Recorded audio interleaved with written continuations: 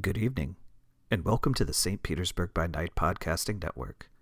Tonight, we present to you our Werewolf the Apocalypse Chronicle, Rage Across Tampa.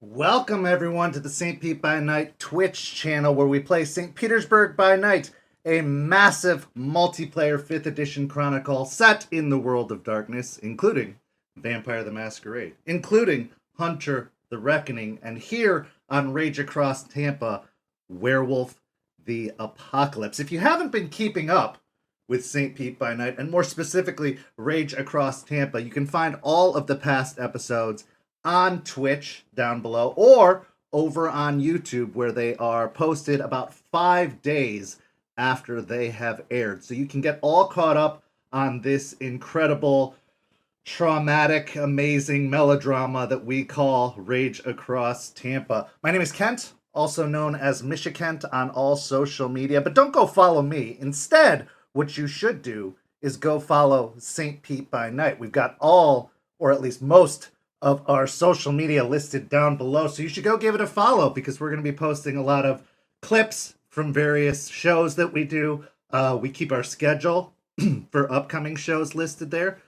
We've got all kinds of good content for you to soak up so you can stay with your fingers on the pulse of St. Pete by Night. But of course, I couldn't do this by myself. I do that on After Dark a lot of weeks, and it is traumatizing for me. So instead, let's go ahead and introduce the incredible players that make Rage Across Tampa happen. Say hello, players.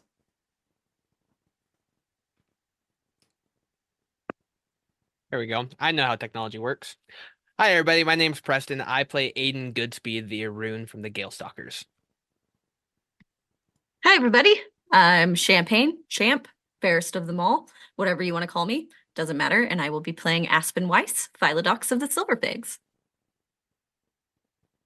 Hi everybody, I'm Noree, and I will be playing Malicious Jester, the Galliard of the Black Furies. Hi, I'm Simon. I will be playing Joseph Ashspeaker, the Theurge from the Ghost Council. So, last we saw our intrepid pack, they had made a journey out to Oregon after orchestrating a hit amongst several tribes, several packs within the Garou Nation. They went to Oregon to the Pan Gloss Cosmetics factory, where sources had said Aiden's family had been undergoing illegal animal testing. Aiden had been struggling for some time keeping his focus as it was divided in two different places. His heart in Oregon, his mind in Tampa. So the pack agreed that they would see this done. They would see his family liberated and reunited so that he could give all of his focus to the rebuilding of the cairn of Tampa, as well as fighting back the threats that had, well, executed the previous Guru population within southern Florida. The operation seemingly went fairly easy at the beginning. The area was scouted out, locations were determined, details were given. Artie was able to provide some assistance from the technological side of things by getting in and dismantling the alarm system. Aiden found his family, and Jester and Aiden were able to liberate them, as well as a bevy of other animals that had been trapped within the facility. But one was missing. After Aiden was reunited with his mother, his father, and several of his siblings, he saw that his oldest brother, the one he looked up to since he was a pup, was still missing. Jester was quickly able to determine from a clipboard that his brother's stone had been delivered for testing, had been taken in.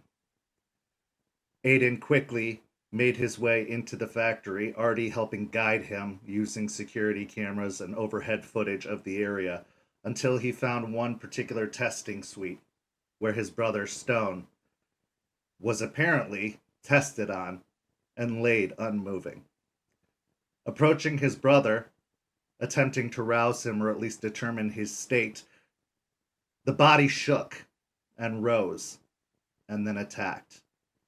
Artie called out an alarm that it was something not of this world, something corrupted by the worm, something so grotesque and twisted that whatever semblance of his brother was left was merely in appearance of the shell of a body. Aiden went into combat with the creature, and it was a very heavy fight, blows being exchanged both ways, as the worm can grant almost unnatural and devastating abilities to the creatures that it corrupts. When it seemed like it was going to get worse for Aiden, his mother interjected herself, attempting to rescue her poor pup from this conflict. She was injured in the fray, one of her legs almost completely torn away from her body, and the leg broken. But that distraction afforded Aiden just enough time to defeat the creature that was once his brother's stone, save his family, and escape from the factory. Shortly after, they delivered his pack, or his original pack, to a wolf preserve up in Washington near the border of Oregon. It was a long drive, an overnight drive, and Aiden remained fairly silent through most of it. After they were delivered, his mother was immediately tended to from a member of the Gale Stalker tribe who happened to operate this particular facility, and Aiden was reassured that she would recover in time. After saying his goodbyes to his pack, he reunited with his new pack, his new family, his found family, and plans were made to leave and return to Tampa to focus on the task at hand, for Aiden and the others had done everything that they could for his family. And while it was successful, as we know in the world of darkness, success comes at a cost, almost always, whether it's a cost to oneself, whether it's a cost to the ones we love, or whether it's a cost to the world as a whole. Unfortunately, this cost was to Aiden. We find ourselves in the motel room, preparations being made, bags being packed, goodbyes being said to those from the Gale Stalker tribe who had helped scout out the facility in advance of the pack's arrival. And as you were all preparing, Artie had left, saying that he wanted to make sure that everything was set with the travel arrangements, leaving the four of you back in the motel room. Aiden hasn't spoken of the events, and when asked, Artie refuses to say, saying it is not his story to tell.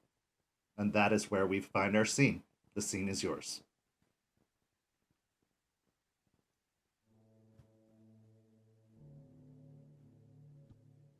So I guess I'll say something. What happened in there?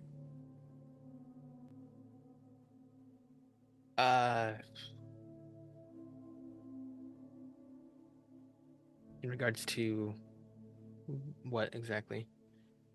You saw that we Why got people out? why was your mother wounded and poisoned? Why did we have to stop and have Artie suck out poison in her leg?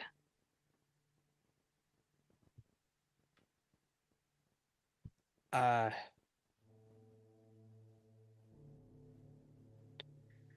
when I went in there, um, to find,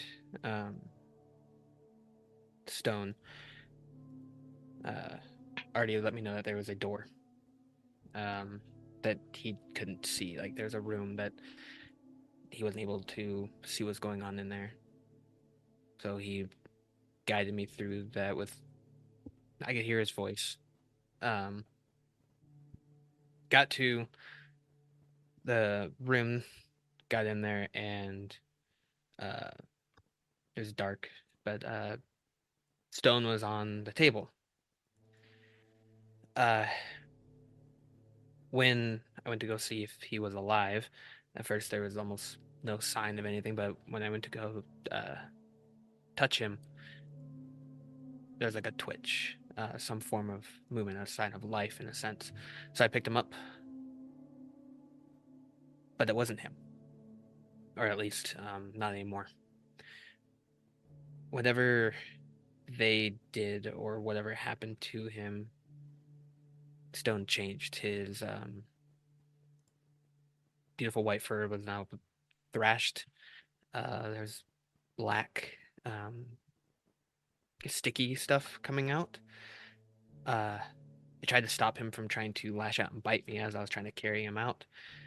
I dropped him, and then I went out to the hallway, and then Artie shouted, "Famorgi," from something that, and then I don't know what that meant, but I ended up having to uh, fight him because he would not back off, and whatever was this thing was not stone. Uh, some bites and scrapes were exchanged. I was on my back foot. I lost my balance, but my mother came in and was able to help out. But in that, the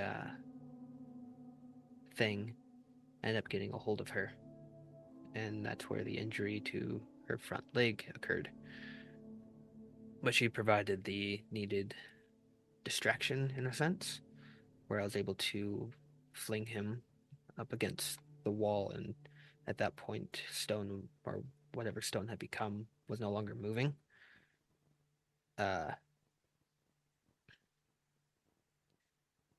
I lost touch with whatever we are in a way.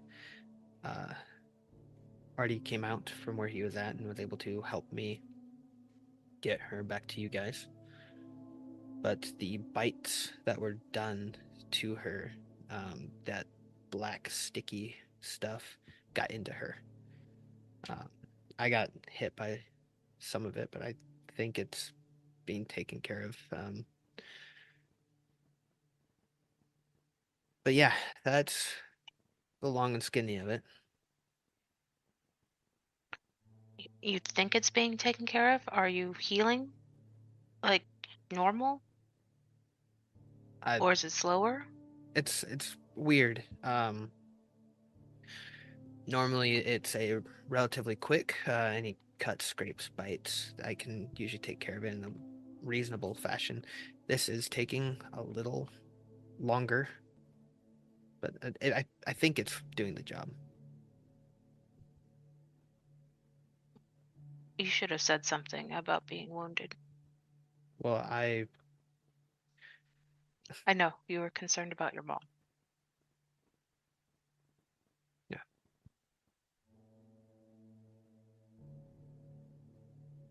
I wasn't sure how to really talk about what happened. It's not the best at explaining things, so trying to relive it's not necessarily easy, and then trying to tell you guys, but whatever that thing was or what happened, I'm not sure if it's happening to the other animals that the testing site is, the other buildings that it has. I couldn't get all the animals out. We didn't have time. Yeah. Uh, We got I'm gonna most of them, ask. though. Yeah, as I'm saying that, I'm gonna approach and offer Aiden a hug. Yeah, he'll allow it. Okay, I'll hug him. He'll hug you back. I'm sorry.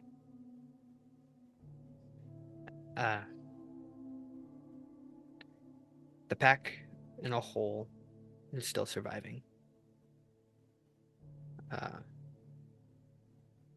Death is part of life, or something like that. Something like that, yeah.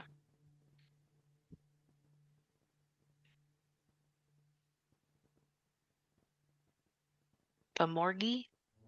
It's something he shouted it. Flamorgi, something like that. Memori. Yeah, It's that thing. Memori. It's a living being corrupted by a bane or a worm spirit. So not the animal testing. Yes, the animal testing. I mean, a lot of the chemicals and corruption that comes with unethical treatment of animals can open up banes. So yeah, indirectly the testing can do something like that. This seems a little, if somebody summoned a bane into a being, maybe there's more to it than just trying crushed bug shells on somebody or on an animal. But that's where it comes from. The banes come from this modern hellscape we live in. Was there a way to bring him back? No, the way you described him, Stone was dead, and his remains were the shell for that spirit. You gave your brother rest in taking care of it. His remains were existing in an undead state, basically maintained by that spirit. So in doing what you had to do, you gave your brother rest. Okay. You've talked about banes before, right? You said like Yeah. the ones at the cemetery and Eliza's that attacked us. So they can possess people? Like ghosts? Yeah. All of the spirits can inhabit people and things. You'll find tree spirits in trees, and it's natural and it's okay. But technically, if they wanted to, a loon could enter one of us and use us as a vehicle.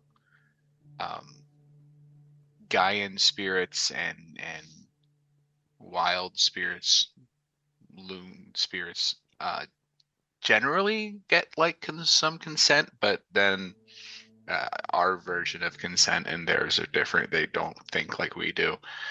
But most of the possessions I've heard of have been forceful banes, or people or corrupted versions of us calling those spirits into things to make soldiers, to make monsters. As we grow, we'll probably see more of that.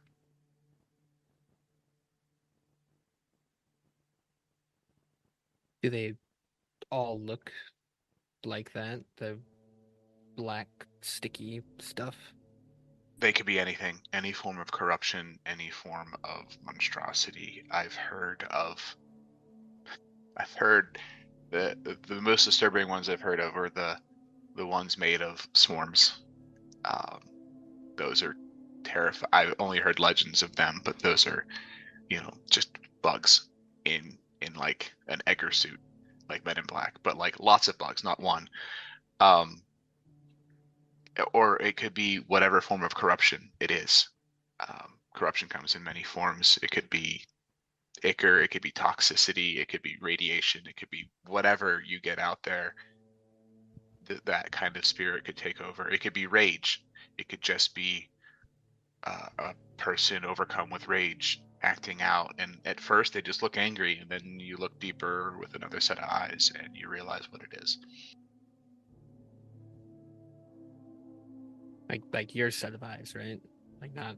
Yeah, well, I mean, we might get a sense of it, but yeah, if you look with a gift, you could see that, or just realize this is more than an angry person. Gotcha. When they punch you so hard and they're not a leech and it hurts, that might be a sign. Okay. We get hit really hard there. It could be something. Else. Yeah, I mean, if it hurts like silver hurts, then yeah. I mean, there's debate amongst the theurgists on whether the leeches are Fomori. Like, it could be. I mean, maybe.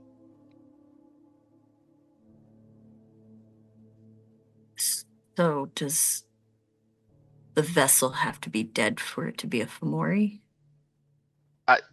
That's a great question. I don't know. Then there's the question of if the bane is overtaken, even if the vessel is alive, is the spirit of whatever was there still there? So while the vessel may live, if the bane overcomes the will of the original inhabitant, that person's dead, that entity's dead or gone or consumed. What does that mean? Like,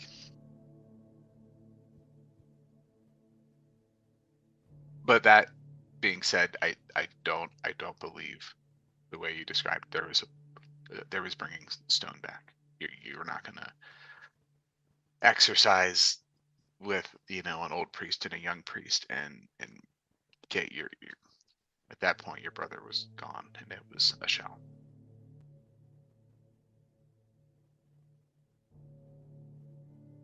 Still sucks.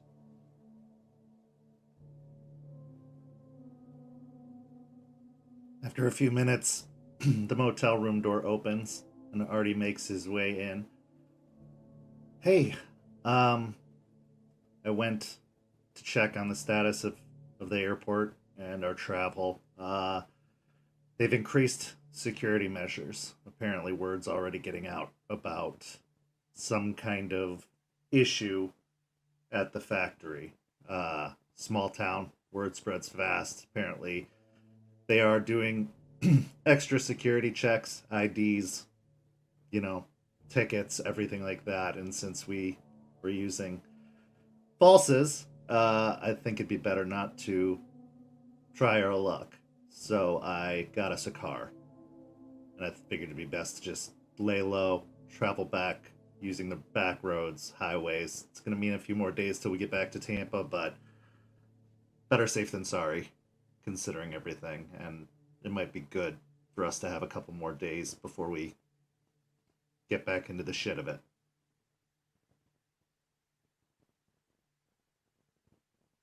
Cool. Kind of Okay. serious in here. I mean, not that I wasn't expecting it to be, but everything good? I told him. Yeah. Sorry, I didn't feel right saying anything. No, it's fine. I do thank you for the help that you did provide, though. Wish I could have done more. Your voice was enough. If you were there, I'd been concerned of making sure you weren't getting hurt, so you staying back actually was helpful.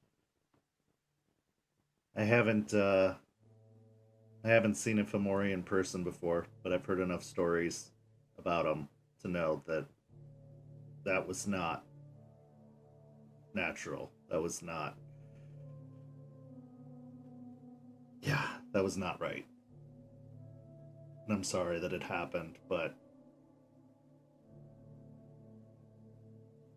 you did everything you could. In fact, you did the best thing you could.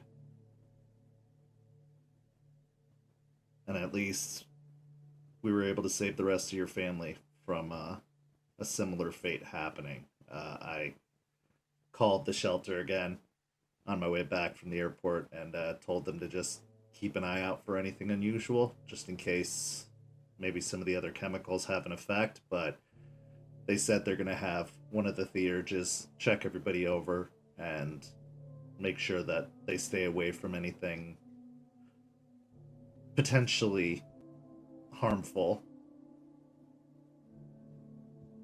The way it was explained to me was that the chemicals poison not just the body, but the spirit. And the weakened spirit is susceptible to being seized or destroyed or taken over from. And that's probably what happened.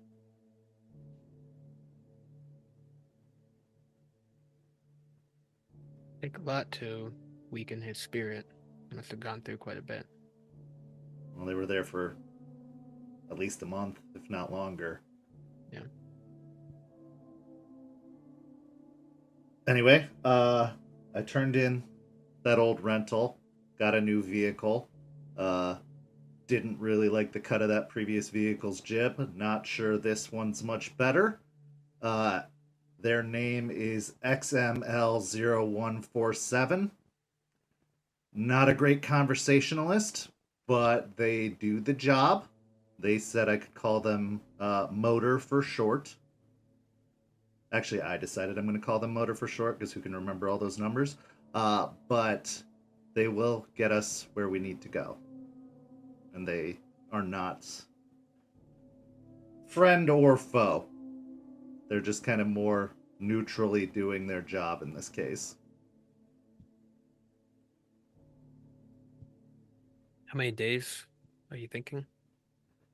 Well, if we take turns and just keep moving the whole time, we can probably be back in like 2.5. Maybe 2. We can probably cut it down if we keep going, but I know that there was a stop I wanted to make.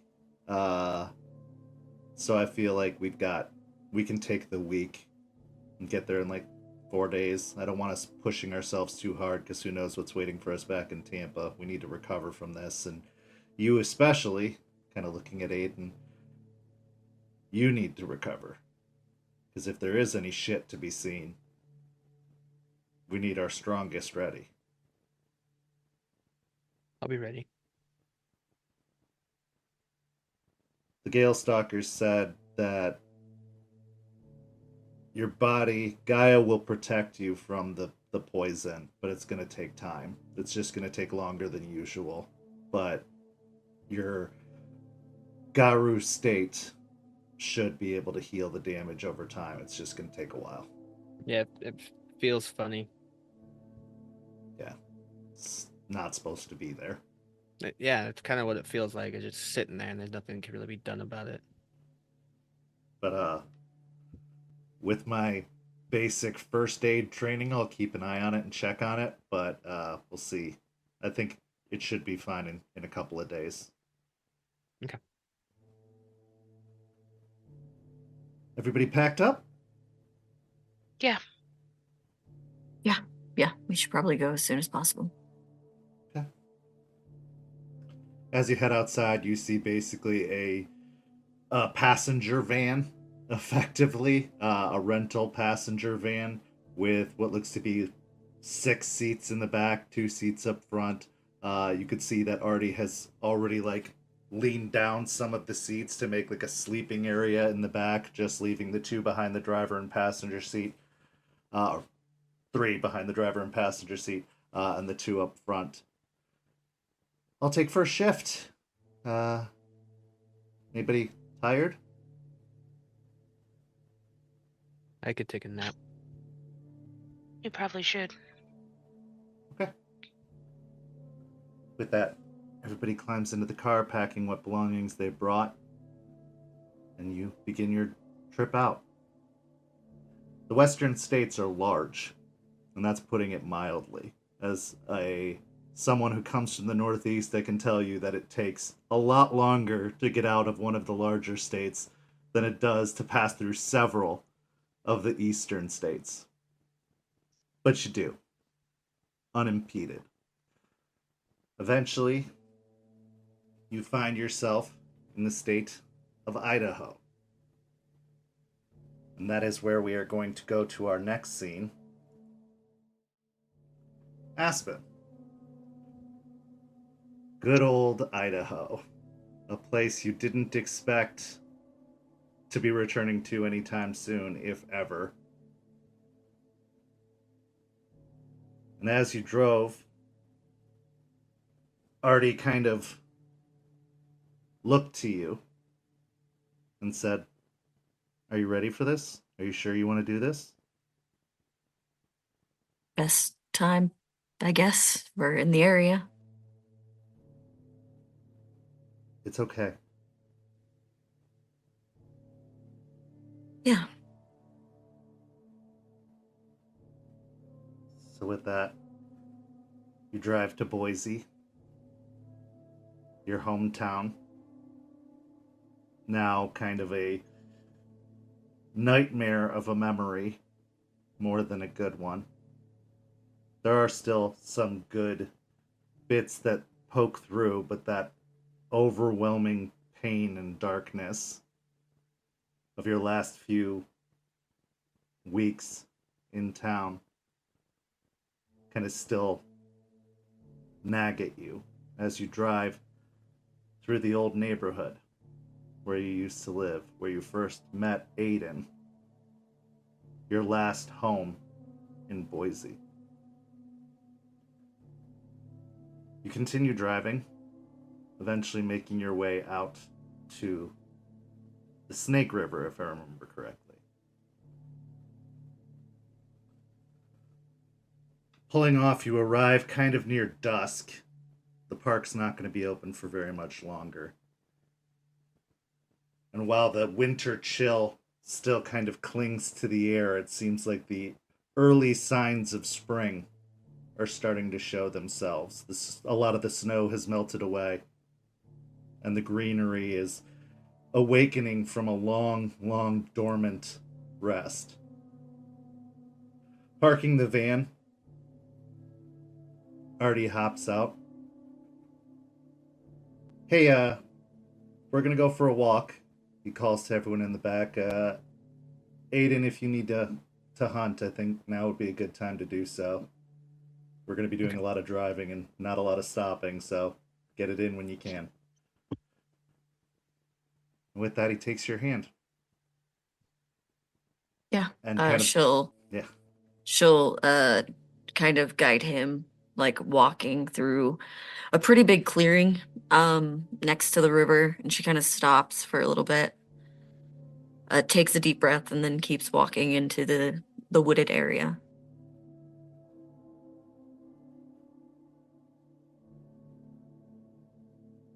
He follows behind, kind of still holding your hand, letting you do most of the leading, but his eyes are kind of looking around the area in an almost unknowing, protective way. An over-paranoid person going for a hike who hasn't probably spent a great deal of time in the woods ever. But you find yourself drawing closer and closer to where it happened. Go ahead and roll me a composure and resolve check. You are at hunger 1. Or I'm sorry, rage 1. As the tumultuous activities of the previous day have kind of settled.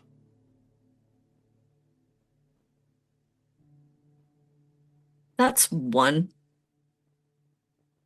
Okay. So, I'd like you to take 2 points of superficial damage to your willpower as you are feeling all of that anxiety, all of that fear, all of that stress start to rise within you. Not only are you here in this moment, but almost simultaneously, you're here in that moment. Looking ahead to the spot, to where you woke up. There is still some piles of snow on the ground, but they are almost replaced by red, viscous blood splatter in your mind, all around, on the trees, on the ground. Some of the undergrowth sticking out of the snow almost takes the shape of viscera. In your mind, in your heart, which is almost frozen cold with fear, you're there again. Just as it was. And there's nothing you could do to stop it. She stands like frozen, like hands shaking. You okay? She gives a weak nod. Artie kind of gives your hand a squeeze and then kind of moves to step in front of you, almost kind of trying to block your sight. And he releases your hands and kind of reaches up and puts his hands on either side of your face and kind of tries to raise your gaze to look at his.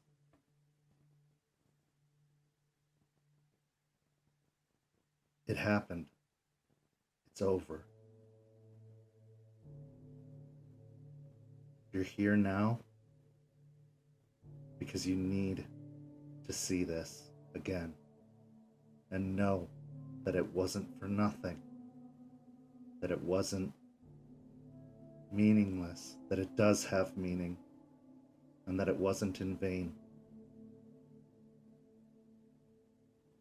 I know how you feel. I live with it every single day. Tell me what happened. Walk me through it, but know that you're not living it alone anymore. I'm here.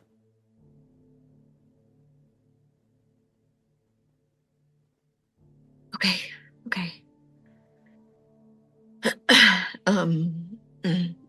I used to come here a lot. The river, specifically. It's part of my job.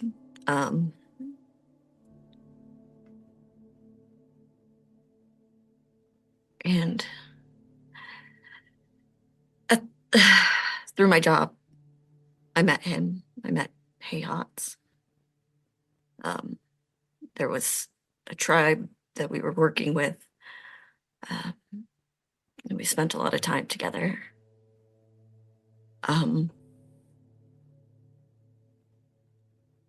He brought me here.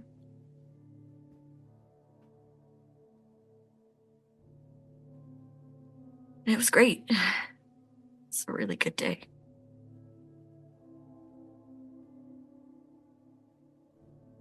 And we didn't notice the bear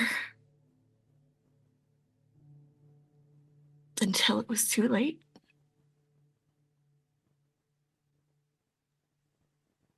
And I don't remember a lot after that.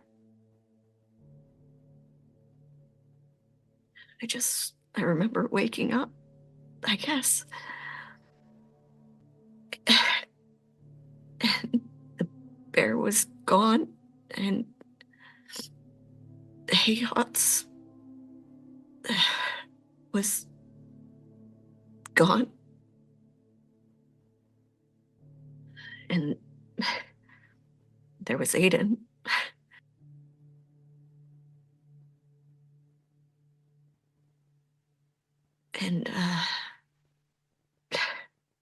I was a coward. And I left.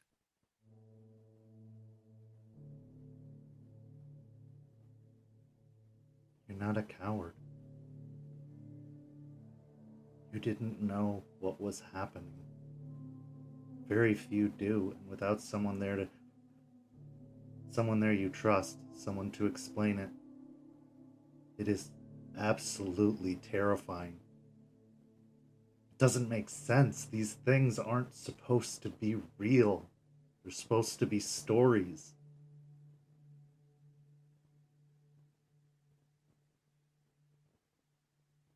But it's not your fault. Put some pieces together in my head about why Aiden might be a kinseeker. He was there, but you couldn't have stopped it. And you couldn't have known when it was coming. And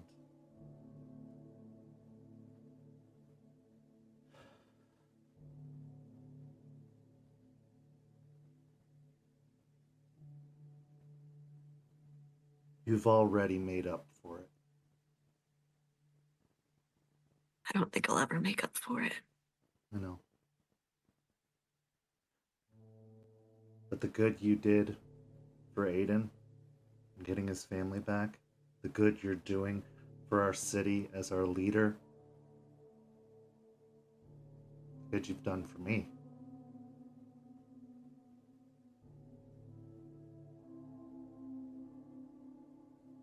The hurt is never going to go away. You're just going to get used to carrying it. And that's okay.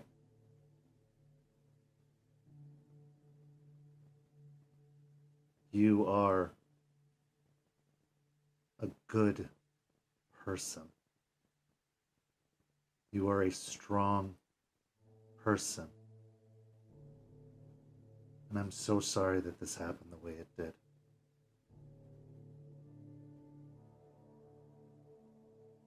Yep.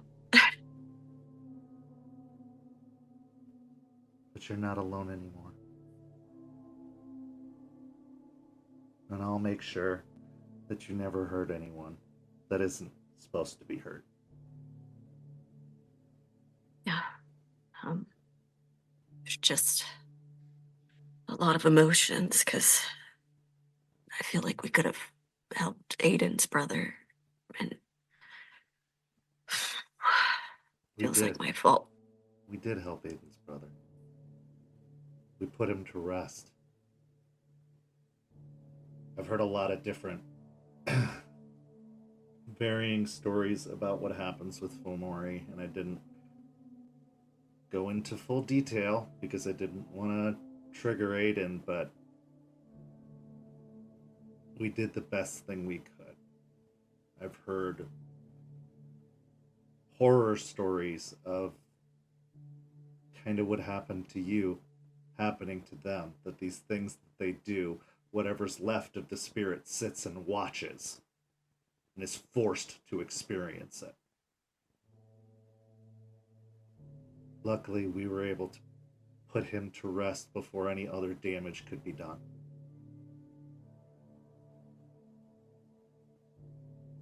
Yeah. It's not your fault what happened to Stone. It's not your fault what happened here.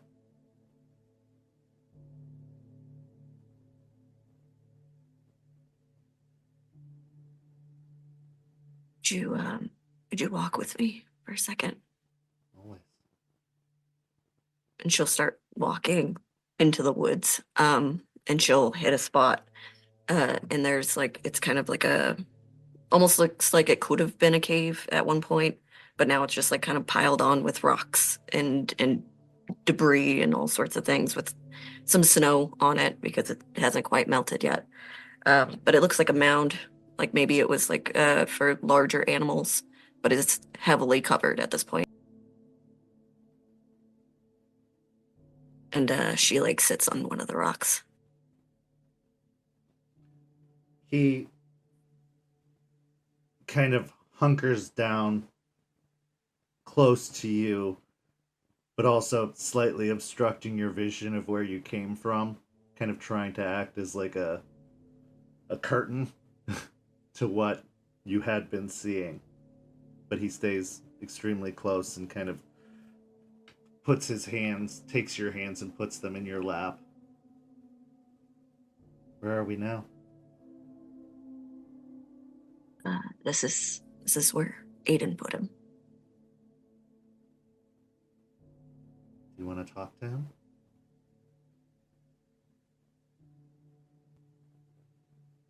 I'm not one for talking to ghosts. That's Joseph's thing.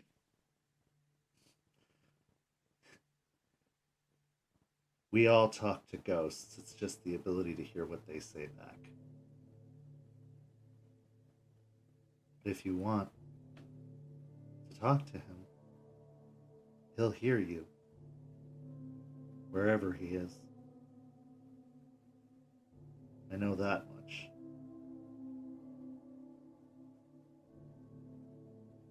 She'll look down at her hands and she'll just like let out a weak, I'm sorry.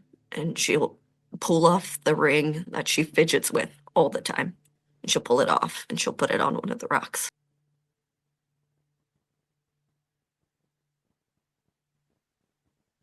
Silence kind of dominates as much as inside you'd love some kind of reply, some kind of response.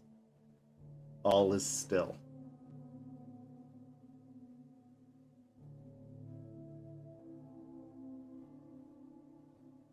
Artie kind of just sits there, being respectful of the moment, letting the words hang in the air. Before he just kind of wraps an arm around your shoulders and pulls your head against his shoulder and into his chest.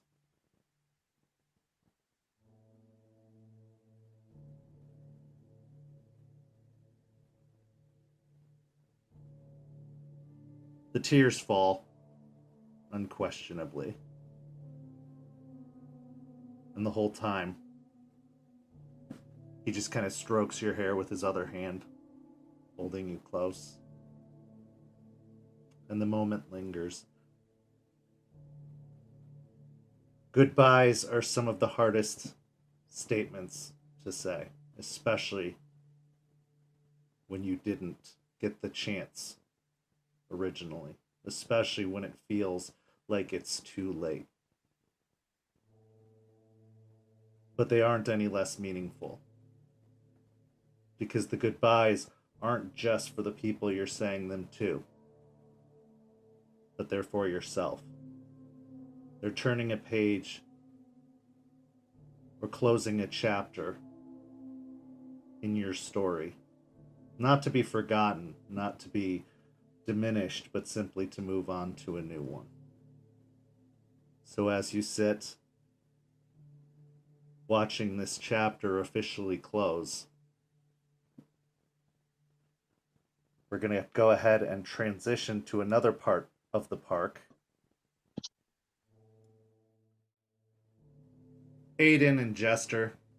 You climbed out of the vehicle, Jester, deciding to go with Aiden on his hunt, probably partially out of concern for his physical well-being, but also because the two of you have become warriors of this particular pack, a bond that you share. The two to go in first, and the two to leave last. Brothers and sisters in arms, you shift into your lupus forms and make your way off into the woods. Aiden, still struggling with a -2 penalty from the poison in your veins, go ahead and roll me a wits and survival as you attempt to find any kind of prey.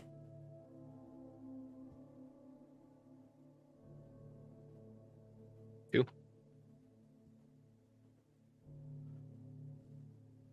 Taking to the ground, opening your senses as best as you can, Though sharpened in your lupus form, there's still this kind of blurry haze impeding on your vision. The smell that you try to pick up in your nostrils is decayed, rotted, possibly coming from you, possibly some sort of effect that's happening on your body. You're unable to pick up a trail. Jester, go ahead and roll me a wits and insight check.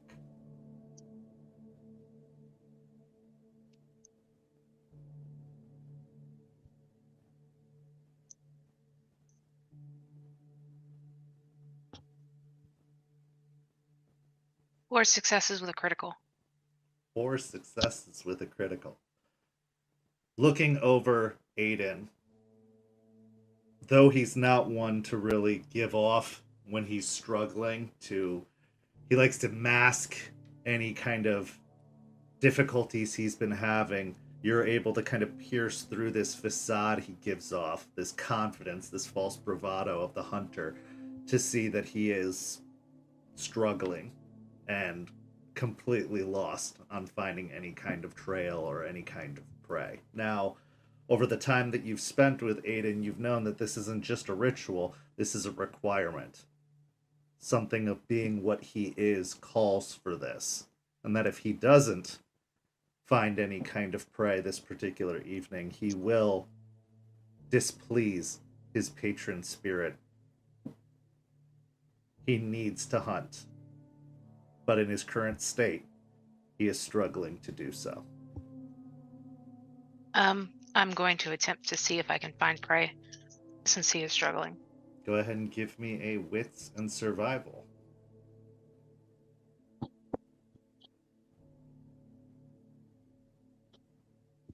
I'm gonna spend a willpower. Okay, yeah.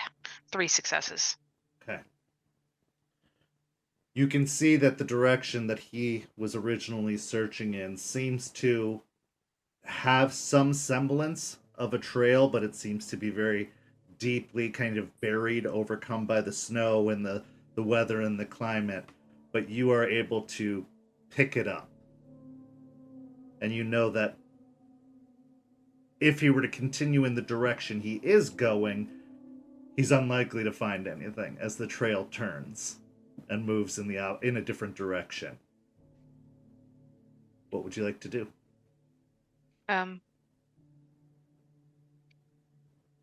I'll give a quick bark to get his attention and to him this way. Yeah, he'll almost like snap, like reactionary, and have a small little snarl, almost lost in his thoughts, but see it's you, and then follow. Okay. As you are picking up the trail, I'll ask you both what's going through your minds right now. Aiden, will start with you, and then Jester. Right now he's trying to focus on the hunt because he doesn't want to displease his patron. But he is replaying what was going on the entire time while at the facility. What could he have done differently to possibly change this?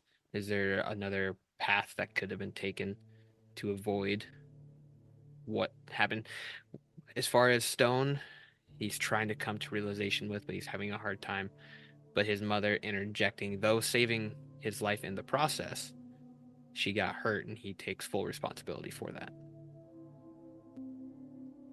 As your mind is reliving what has happened, go ahead and roll me a stamina and composure check as the memory of those fangs embedding themselves, those claws embedding themselves into your flesh, causes a burning sensation to emanate from the wound.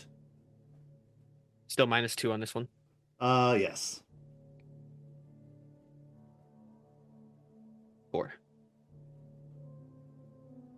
It's painful, but it's not debilitatingly so. You feel the burning kind of that wound, almost like it's being freshly opened again. But you are able to kind of grit your teeth and steady yourself enough that it doesn't cause you to kind of succumb to any extra pain. You can actually remove one of those negatives, as you are now at a -1 on your checks. Jester, what's going through your mind? Worry for Aiden. Not only is he physically wounded, which it's slow to heal, but he has to be going through a lot mentally, and he's not the best of revealing it. Also feeling a slight bit of guilt that it didn't catch that his mother had split off from the group I was leading, and she got hurt because on my watch, basically. So she's feeling a bit guilty about that, and deep concern for my friends in prison. If this is what could happen to the animals in testing, like what other kind of spirits, what's happening to my friends, and will they be all right, or am I going to be too late as well?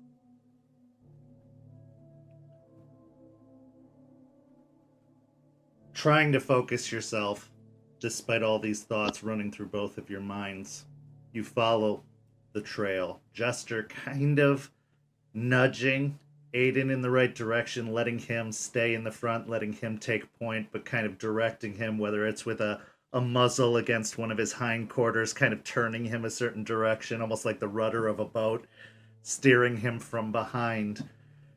You do follow the trail.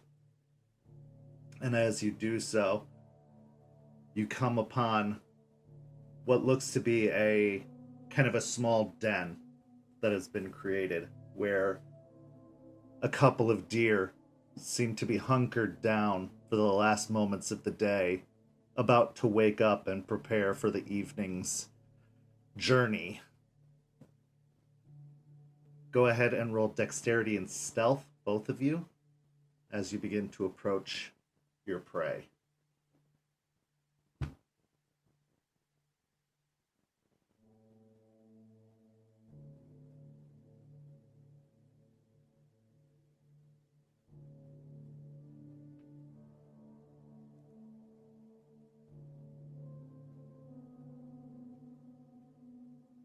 So with 3 successes apiece, you're able to kind of take your points, your positions, your practiced motions, having recalled the last hunt you both went on, coming in from different angles, kind of circling the den, looking for any weaknesses, any other possible escape routes, and finding none.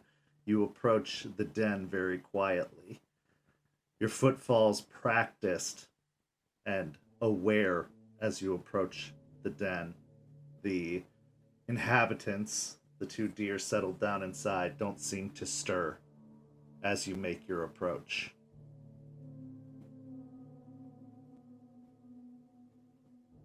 Again, Aiden's going to crouch down, kind of flare his claws out and kind of shimmy his shoulders, getting ready to pounce at one of the deer.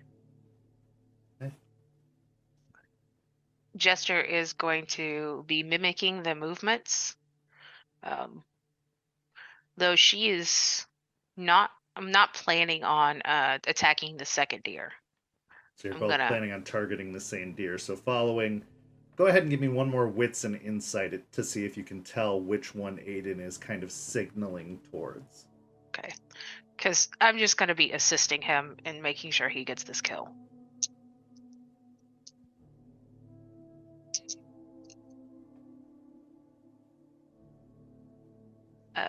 2 successes. 2 successes. Okay, so you can kind of tell from his body language and where he seems to be focused, using the tip of his muzzle as kind of like a directing arrow. You can tell that he seems to have picked out the larger of the 2.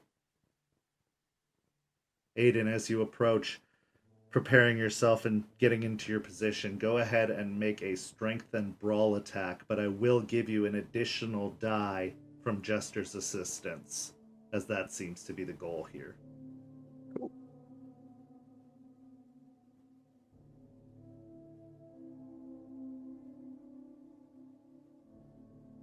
So not -1, so it's as is. Then. As is normal, yes. Okay, 5 then. 5 successes. It's quick. Like a burst of claws and teeth, a flurry of activity. It is one of the most successful and quickest kills, Aiden, that you've probably ever experienced on your own.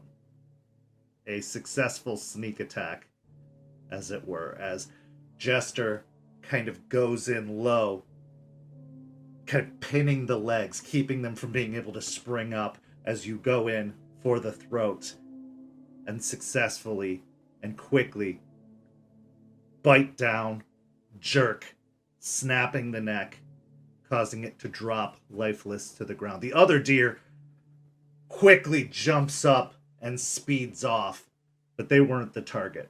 They weren't the quarry or the goal. Aiden, as you kind of release the lifeless body, letting it drop to the ground, you can feel a slight chill in the air coming from the north, a feeling that you've been experiencing with every successful hunt, with every successful day. The wind is satisfied and pleased with your hunt. Once the deer is down, I'm going to head away from it so he can feed on his kill. And I'm going to shift back to human form and wait for him. Aiden, as you eat, it doesn't quite sit right in your stomach. You feel nauseous, probably a combination of the ichor still kind of coursing through your system, being processed. You feel kind of a little bit feverish with every kind of gulp you attempt to take. Your skin and your fur feeling uncomfortably warm. But you do, again, thanks to that stamina and composure roll from before, manage to keep your meal down. But you don't eat as much as you normally would. You don't truly gorge yourself on your kill. You take just enough to feel as full as you can feel, despite the kind of tumbling and roiling that's happening in your stomach. As you emerge from the den, you see Jester standing in Hamid form nearby, awaiting your return. What would you like to do? He'll walk out and he will kind of look, make sure that there are no possible people around the area. Give me a wits and awareness.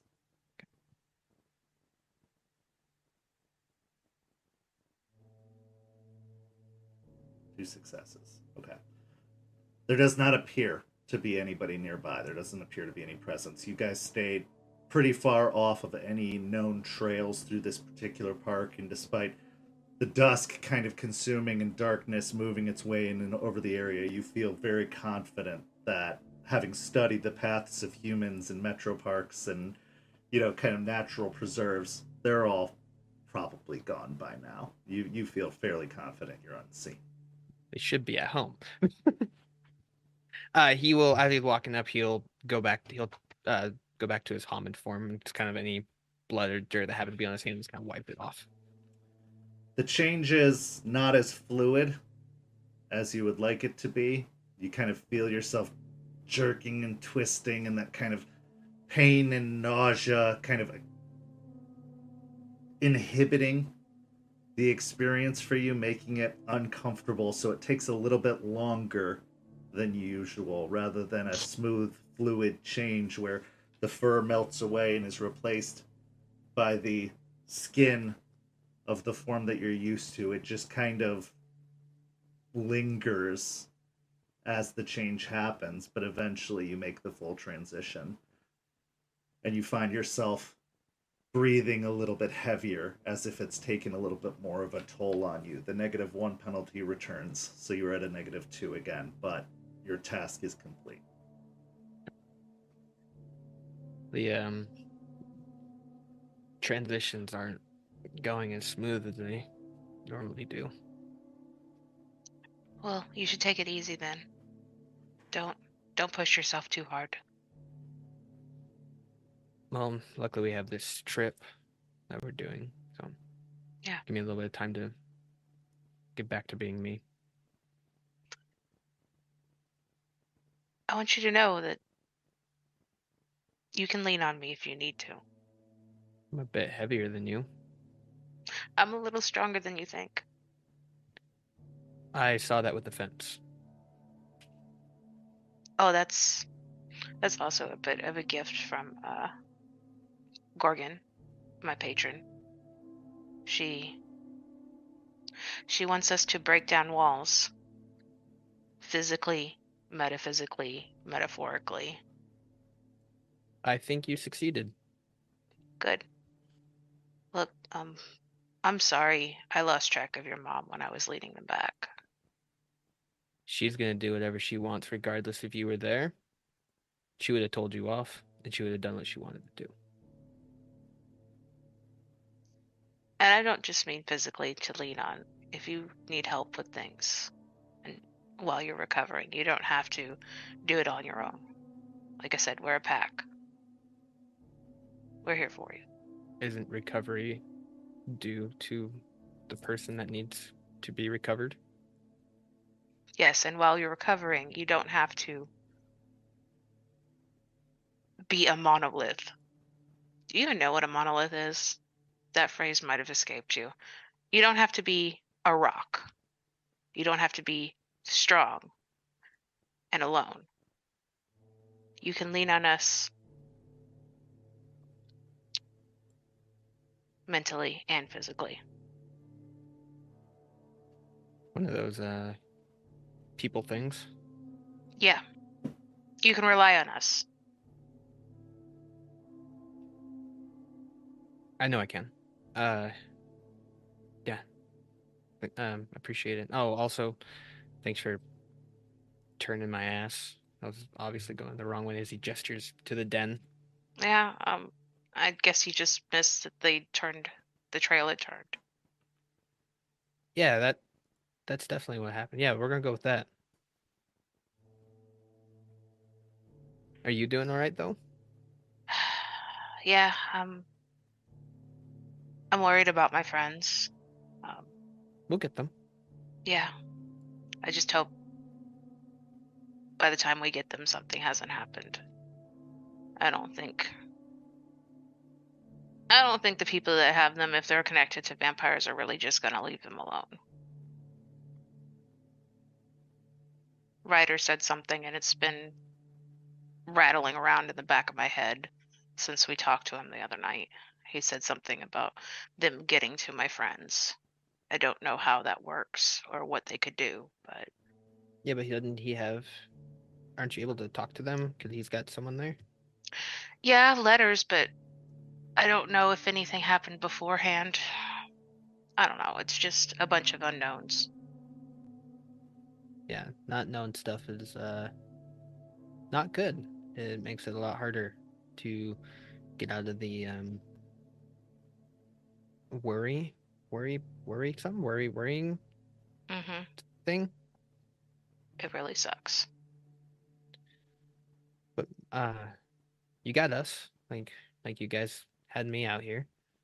We'll get them, even if we have to go all Alcatraz on it. We'll figure out. Good movie, by the way.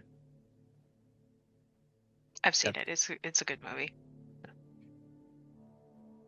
Yeah, but how many of your friends are actually in there? 5. Okay. Well, we'll get all 5 of them out then. Thanks, Aiden. But I wasn't able. Are you hungry? I wasn't able to finish all of it. The No, I'm stuff. good. I'm good. You sure? Like, there's still quite a bit. I left the hindquarters. I'm really good. I promise. Should I get us some stuff for Aspen? She did lead us over. Hold on. I was gonna head back and see what organs have remained and pick whatever Kent says I pick. Go ahead and give me an intelligence and medicine check. Oh, jeez. I'm at a -1, right? You're at a -2. I'm a -1. Like, Oh, well, you have minimum of 1 dice to roll. You can't go below 1 dice. okay, and if I fail on that, If you fail on that, you grab a hunk of something unidentifiable Okay. in your mouth and carry it with you, which eventually will be revealed to be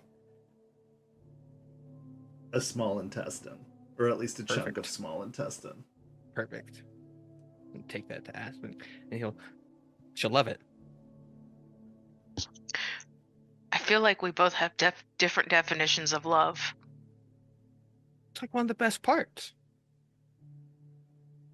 You know, she doesn't like raw. You can technically cook it. It's just gonna smell really bad. If anything, I'll just throw it at her. Okay. So Jester and Aiden make their way back through the woods, returning to the vehicle, having been gone maybe an hour at best since they departed. And that seems like a good time for us to go ahead and take a break. We'll be back in about 5 minutes or so we'll see you back here for part 2 of tonight's story. We'll talk to you soon.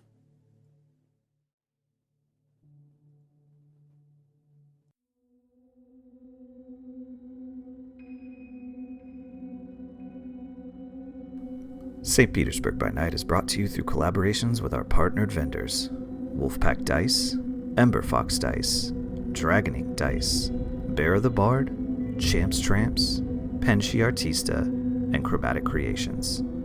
Links to our partnered vendors, as well as our Twitch and YouTube channels, can be found on our website, stpbynight.com. The official theme song for St. Petersburg by Night is Vampire by Faith and Failure. You could find them at faithandfailure.com. You can follow St. Pete by Night on all socials with the hashtag St. Pete by Night. If you wish to support our program, you can do so at coffee.com/St. Pete by Night to help keep the stories rolling.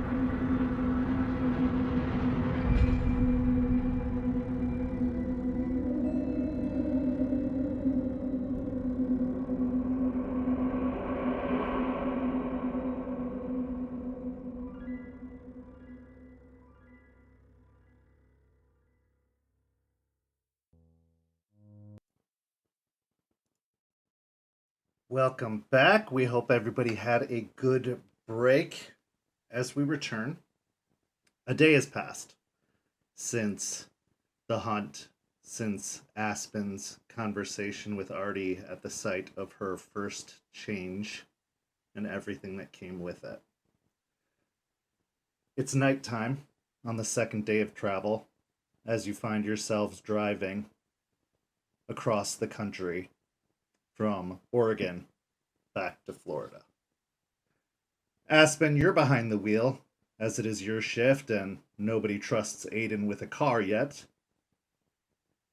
And at this point in the evening, Joseph, Jester, and Artie are all taking a well-deserved respite in the back of the vehicle. Their heavy breathing kind of creating the soundtrack for the ride, as Aspen and Aiden are once again original boon companions alone.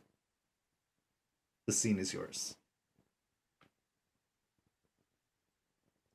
Artie snores really loud. Yeah. Makes sense. Freaking street dogs. How are you? I feel like that's a trick question leading to a long conversation. Probably, yeah. Is there a way to, bypass the meat and just get to the end of the sandwich? Do we gotta? I mean, if you'd like, sure. Or we could just sit in silence, but that's not really entertaining, is it?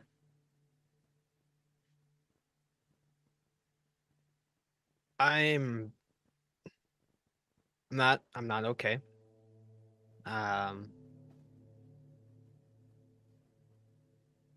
I thought taking care of the family would help. And in parts it did. But the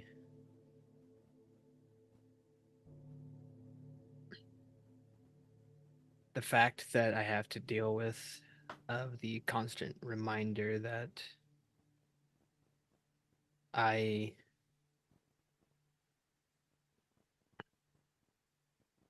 killed Stone. I know that wasn't necessarily Stone, but had the body, and that keeps going through my head.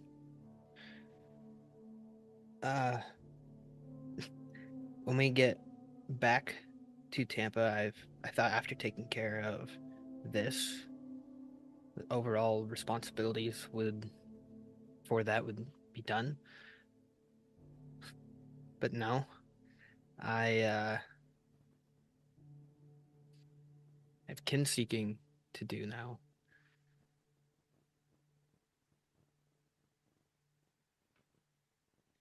My older brother was always there to watch over me to make sure things didn't happen.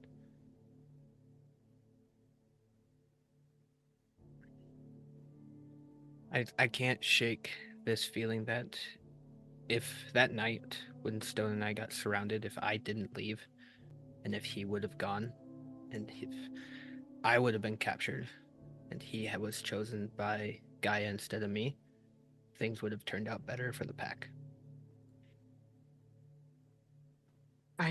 I don't think that's true at all. I think things happen for a reason. Sometimes the reason is good, but the, outcome is not great. But things happen for a reason. If you weren't there for me, who knows where I'd be. Yeah, but if he's older, he's bigger, faster. Our first time being set off on our initial hunts to grab stuff, most of us got chipmunks, mouse, maybe a squirrel. Stone's first initial hunt, he brought back a rabbit. That doesn't happen.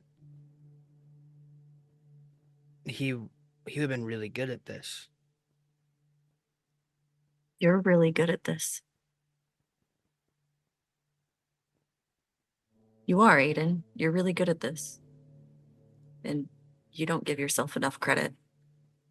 And I know what happened with Stone is a lot. But it wasn't your fault. It wasn't something you could stop.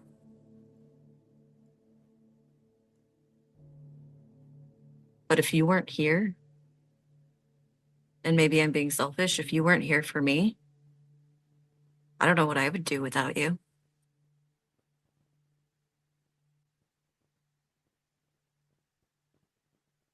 I feel like you would have been just fine. We both know that's not true. You would have figured it I'm out. barely making it as it is.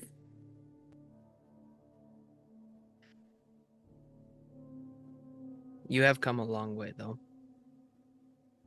You're more stubborn than the rocks in a river, and you won't budge for anything, and that's a good push. But you've come a long way. So have you. Look at you, Kin Seeker. I'm glad I was your crash course. Yeah, great way to start off. How you doing? Okay since being? I know it's the park. Yeah, no, I feel a lot better. Speaking of which, if you feel like talking about that, gives context, to help you understand what's going on with your kin seeking, you're welcome to talk about it. I've been it's something that we talked about to not talk about, so I've been really trying not to talk about it. It's fair, but Cat's kind of out of the bag at this point, so. What do you mean? I told Artie what happened. Oh, did you? Yeah, I did. How do you take it? great. It's already, you know, Yeah. And despite the snoring, he's pretty great. it's pretty great.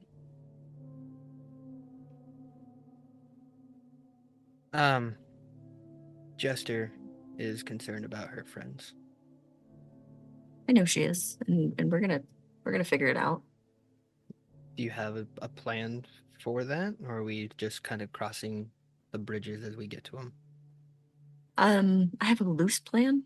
I have some ideas of things I could do, but it all comes down to getting more information first. What you we're really need- up against. Do you need anything from me? I need you around. Yeah, I can do that. I need you to stop bringing me gross things. All right, the intestines is good. You just and no, I'm gonna keep doing it. One, you're leader and you get all the fun pieces, and two, the reaction you've given me that now, and you can't take that back. And I know the reaction is just gonna be there every time, even if you fake it. I've been with you long enough now. I just know. So yeah, maybe I'll bring you back like a throat or something next time. No, Oh, I'm okay. I can teach you how to make a horn out of it. Nope, I'm good. It's not really, it doesn't fit my aesthetic, so I think What I'll if, be okay.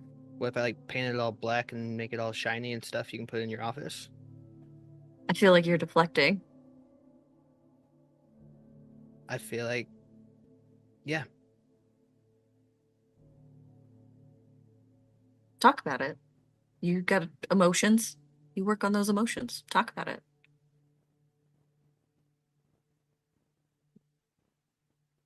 what in particular are you wanting me to talk about? How you're feeling. What do you want? What do you need? How do you feel? How can I support you?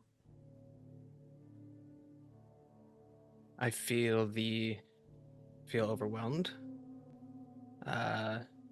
I'm angry. I'm also happy. I'm glad that my family's with a group that I can trust. Also, if they step out of line, I can just give Duncan a call and he can go take care of it. So there's always that aspect. Um, Honestly, I'm scared. Um, I'm scared for what is to come for building in Tampa and what repercussions are going to come from that. And not just from us being there, but our people were ran out the first time. And they were a lot of them. He'll look back.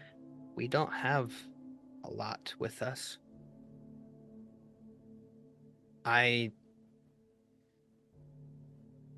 was able to help with the leech issue with those few that were down there. But if there's as many as Eliza and Ryder, as even Duncan's told me about, we don't have the numbers. So I'm scared. I don't know what we can do to fix that.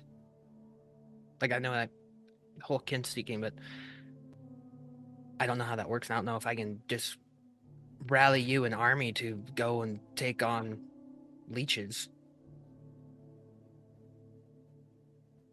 Yeah. I think that makes two of us, the whole scared thing. But we have more than we did, right? I mean, when it was just you and I, Exactly. yeah, I would say our numbers have gone up. That's saying something. And if what happened to Stone can happen to other dead things, aren't we setting up the cairn in a cemetery? Yeah. Yep, we are. It's concerning, definitely. Gotta talk to this grandmother Willow and try and get in her good graces. That probably would help a lot. But one step at a time. You know, we didn't know what we were getting into with your family. But they got out. They're safe. And also, I'll teach you how to use FaceTime so you can FaceTime The sanctuary. See your family. Okay. And this FaceTime? through the phone. Oh. Okay. Yeah, that'd be cool. I didn't know that was the thing. But Yeah. yeah. But are you okay? I know you said Yeah. you're scared. I think it's a different kind of scared. I think not being scared would be stupid. But I'm hopeful. I think for the first time in a long time. I think people we have around us, it's gonna be good. It'll be good. And Joseph's gonna get that Karen up and running, and we'll get Jester's friends out. And Yeah, and you know what they say. If you build it, they will come. So more yeah, people will show up. baseball movie. Exactly. Yeah. Yeah. Yeah. And I got your back. If anyone tries anything, you just let me know. Yeah. I mean, you talk about your big brother a lot. Um, you're my brother at this point, so I have you, and you have me. So just bully you and bully them to upcoming. Okay, yeah, sure, I can do that. Best big brother ever. You continue the drive for the remainder of the evening. It takes about another 36 or so hours for you to arrive back in Tampa. The weather warming up, the snow becoming a distant memory as you find your new home away from home back in Tampa. Joseph, upon your request and upon this new position you hold as the protege to Eliza Ross and the builder of the cairn, you are driven almost immediately to Eliza's trailer. When you arrive, it's probably early afternoon. It's on the 4th day since you left Oregon. Wasn't the most comfortable experience living out of a car effectively for 4 straight days, so the aches and pains and groans of the body can still be felt even amongst the Guru. But you find yourself arriving and standing on the porch outside of Eliza's house. She told you that you don't even have to bother to knock when you come by, but there's still a part of you, the manners that Grandma taught you, that forces you to knock, and as you do, inside you hear, "Damn it, Joseph, just come on in!"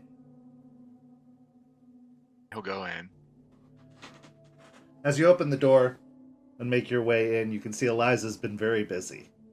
That there seem to be kind of several old books or journals pulled out. The rest of the ingredients for the medicine cabinet have been put away, but it seems like some have been separated and put into like a Tupperware container with a lid. These seem to be the primary ingredients for the cairn building process. As you come in, you can see her kind of busy shuffling around, kind of getting some ingredients in order. But as you enter, she kind of looks over her shoulder back at you. Everything go all right? Mostly. I had a rough casualty, but the family is free. Who do we lose? Aiden's older brother, Stone. She kind of lets her head kind of bow a little bit as she whispers a few words under her breath. Loss is a hard thing, but it's something that we get used to. Something we have to get used to in this fight. This one was extra rough. Aiden found him after he had become a Fomori.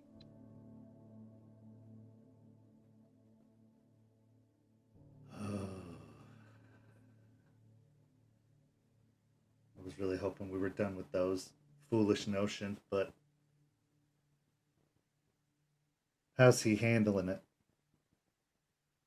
Like Aiden. putting up the facade and staying quiet. But Well, Jester took him out hunting. I think it helped a lot. there's a book in the stack there. It's my notes about Fomori. You take it with you. Read over it. Maybe you can provide some guidance. That's your job now, after all. Yeah. No, I told them a little what I knew, mostly to comfort Aiden, to let him know that there wasn't much he could do to reverse it, and he just gave rest, you know. Well, he's gonna need to know how to fight him. This city's been left untended for far too long. There's likely to be others. Yeah, I did give the pack a small warning that we're probably going to see more as we grow. Undoubtedly. That being said, I've been keeping eyes on his kinfolk, I suppose. Nothing new to report. Going about business as usual. No incidents. No Very change. Good. Happy guy. I thought to wait a minute. Any other pleasantries or small talk you want to get out of the way? Because I have some news. Lay it on me. She wants to see you.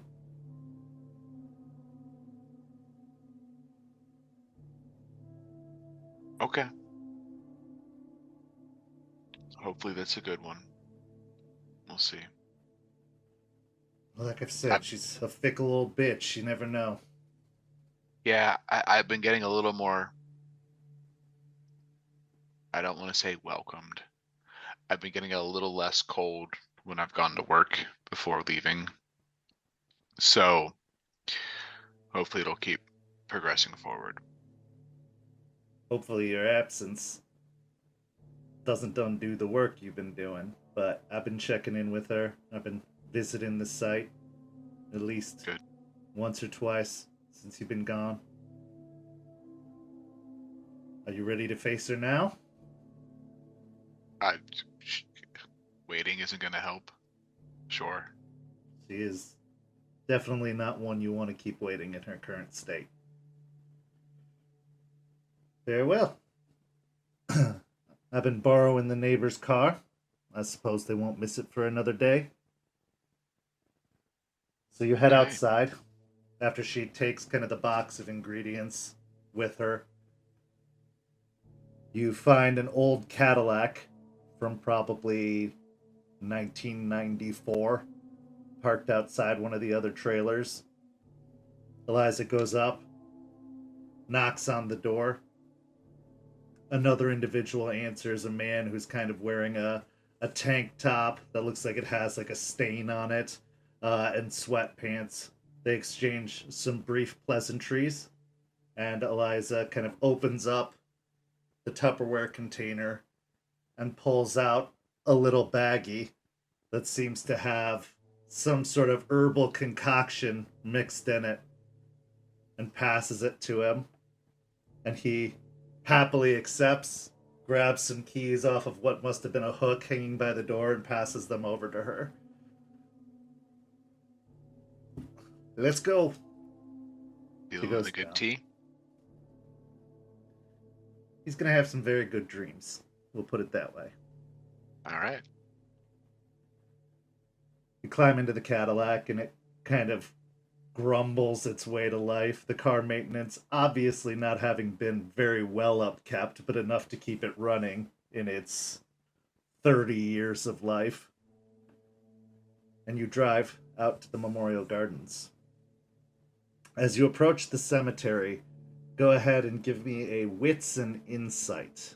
This is just kind of a general assessment of the mood that you're encountering as you arrive later in the afternoon.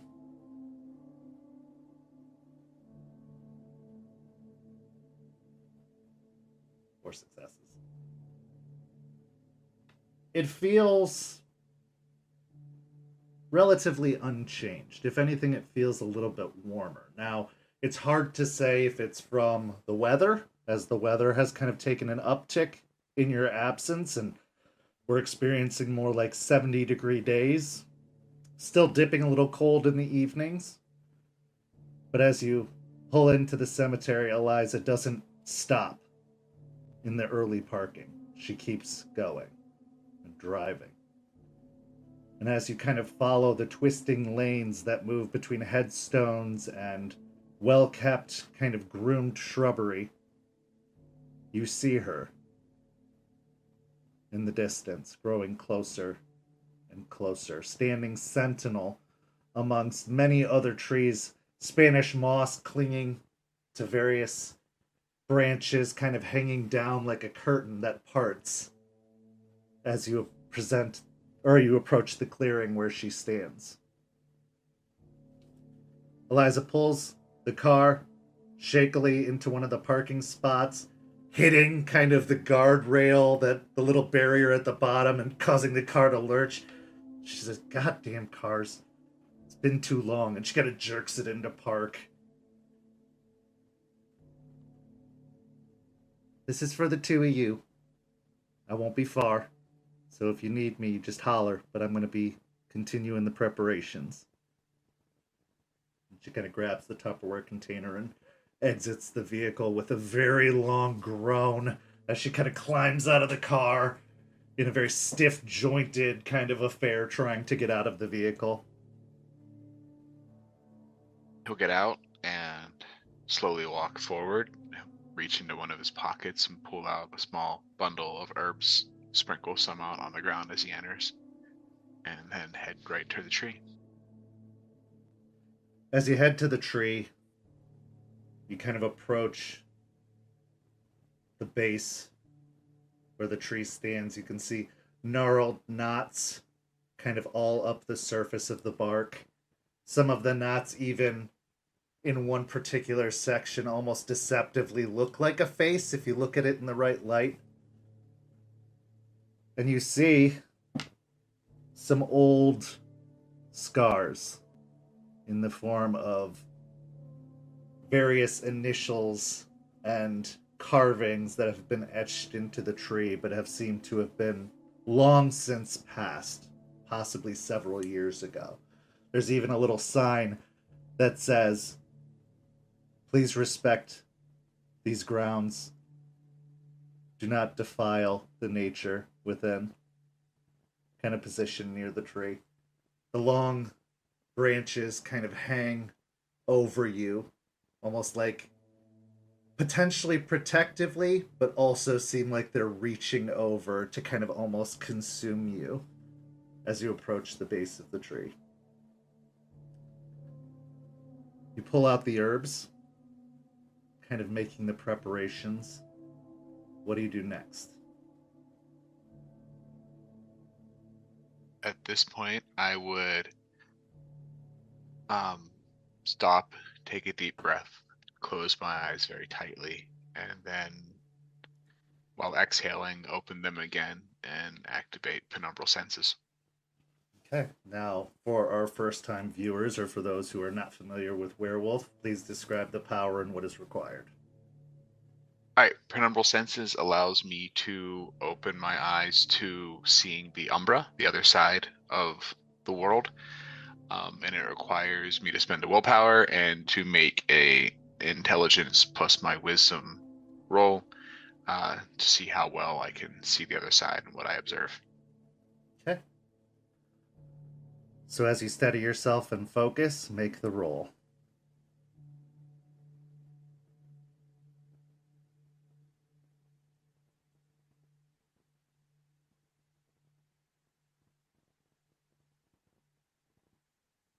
While I spent one willpower to activate it, I'm going to spend a second one to reroll onto these fours.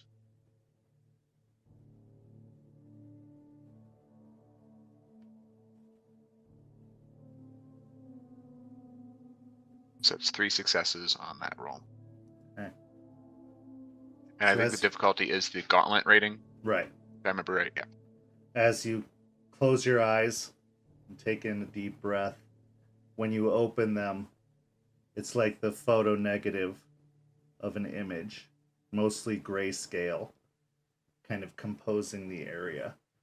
You can still see the various trees surrounding the area, although some of them seem to be different sized or different shaped than they would look normally. You can see some wisps kind of jumping from branch to branch, moving about.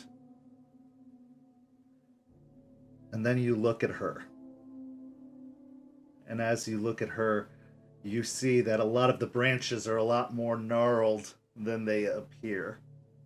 But better from the last time you look. You can see her expanding outwards, still in the same motion from your first encounter, kind of stretching out off into the distance overhead. And the gnarled knots in the tree itself do look more like a face this time. Looking to where the kind of initials and carvings were done in the base of the tree, you can see what look to be almost like scars and some even open wounds in her base. Her face looks kind of craggy and cracked. The years and decades of experience on full display on her face, a similar face to that of Eliza, but a little more wooden in its appearance. Ash Speaker, you've returned. Yes, grandmother. You just don't know when to quit, do you? No.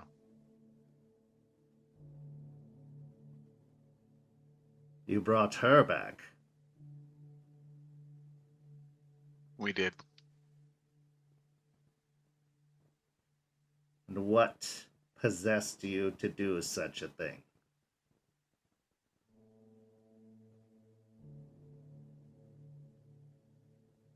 It's twofold. One of our own was lost. No, two of our own are lost. She was, Ryder still is. So when we spoke to her and sought information regarding the tears, Gaia's tears, she had some information for us, and when we went into the Umbra to find it, it was attached to her. The way in which we found it, we knew it was meant for her.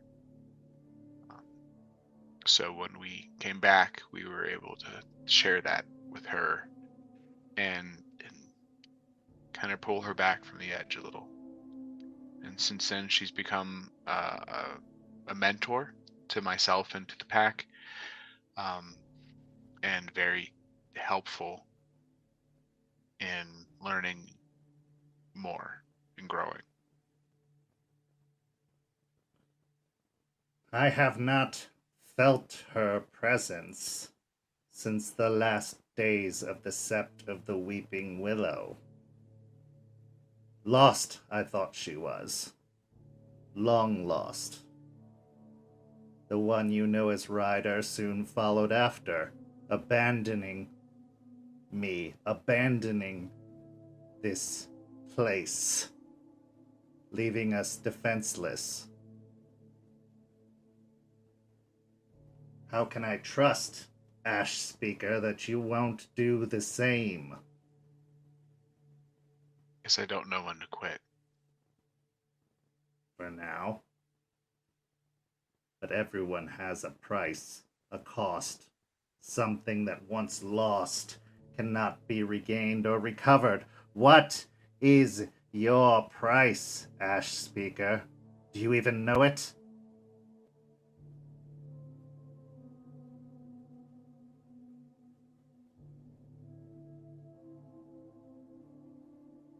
Knowledge? Secrets? That's what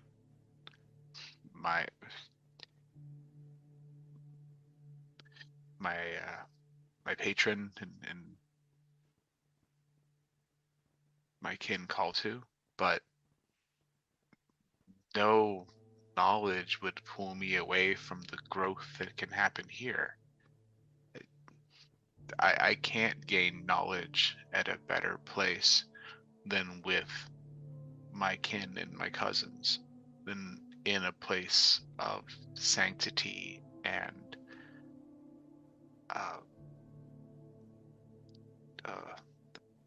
not, there aren't good words for this. But leaving this place, leaving what I've been called to, would not gain me anything.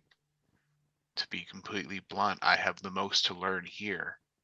I have the most to gain here, investing in this place, investing in my pack and what I hope to be a cairn. That's where I can learn the most and experience the most. Nothing would pull me away from that.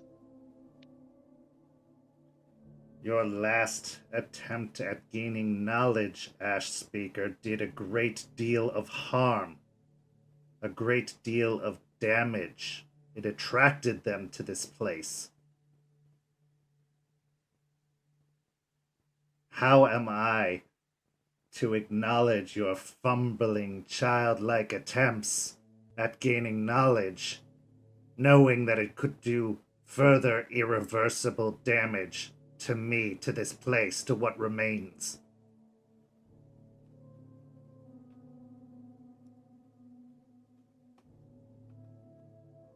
When I first came here, I was alone, and I did not know why I was called or sent here. So I sought out what I knew. I sought the Umbra, I sought the other side, and I sought things to fix. So that's when I ended up coming here to fix a problem and to learn about this place. I'm not alone now. I have my pack. We are balanced. We have all of the moons with us. We have the personalities that check each other and support each other. We have a mentor who knows this place better. We have even the one who abandoned us who knows this place better. He's not an ally. He's not an entity we trust. But even an enemy you can learn from. And I don't want to call him an enemy yet. He's lost, but we can still learn from him. And we learn so much from her. I've grown since then. I've learned since then. I've seen what this place, your home, and this city has become, and I've learned why it's become that. And so I'm not leaving either. Grown? Learned? For trees, it takes decades to learn and grow and change. Do you consider yourself better, more wise than a tree, Ash Speaker? What has it been? A year? It's been 4 seasons. It's been growth and loss. It's been the return of the leaves in the fall. It's been new buds. It's been reaching towards the light. All those things in 1 year, every tree, every plant does. You say it takes decades to learn for a tree, but it doesn't. You learn fast. You learn faster than anything else. You regrow so quickly. You adjust to the light. And so do we. And we don't have, as Geru, we don't have the time We burn fast and bright. And so we have to learn fast or we die.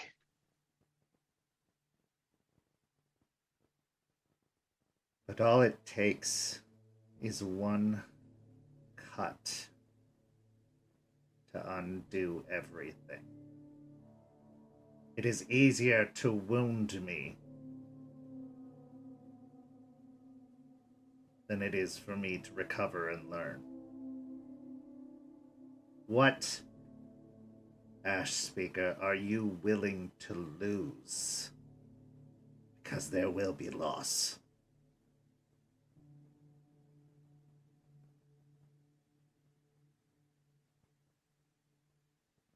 We know there will be loss. There has been loss. And there always is loss. Nothing comes for free. Nothing comes without loss. The spring doesn't come without the fall. In the winter, there's no growth without destruction. And we're proof of that. We defend and we protect, but we're built to destroy. That's part of our nature. There's no escaping that, and we're all very aware of that. I've stepped away from all of my comfort already. I'm here with just, well, my pack, but I came here with just myself. My guidance gone, my human grandmother gone. All I have is my life. And that is in service to Gaia.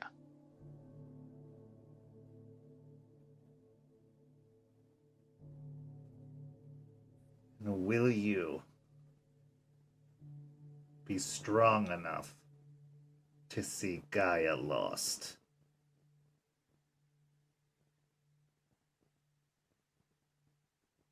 Look around. I'm standing. And maybe she is. But maybe it's just the fall. Maybe we're stuck in winter. And while her tree may have fallen, maybe there's a seed. And maybe it's us. I have seen others before. Others of your conclave of spirits, your tribe. They seem very interested in what happens after. They seem very interested in what happens beyond. Not thinking in the present, only thinking of beyond.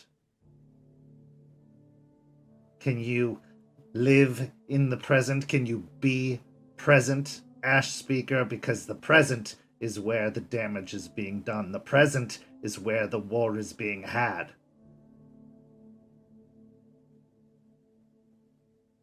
It's all connected. I know some of my kin lose themselves to the other side.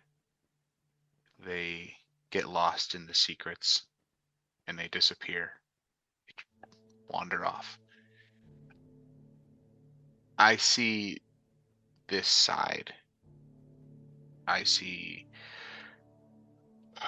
what we know is the natural world, the world of humans, and the Umbra as not separate. And even the deeper parts where the spirits, the dead go, they're not separate, they're not different, they're connected. So knowing what's happening in the physical world, knowing what's happening in the Umbra and in the deeper parts, all teach something and allow me to communicate to my pack what is happening and how those connections happen. We miss those connections if we just look in the physical. We don't see that. And so my looking to the other side and what happens after and what happens behind the scenes is to understand the connections, not to lose myself in the future or in the beyond, but to see where the strings lie.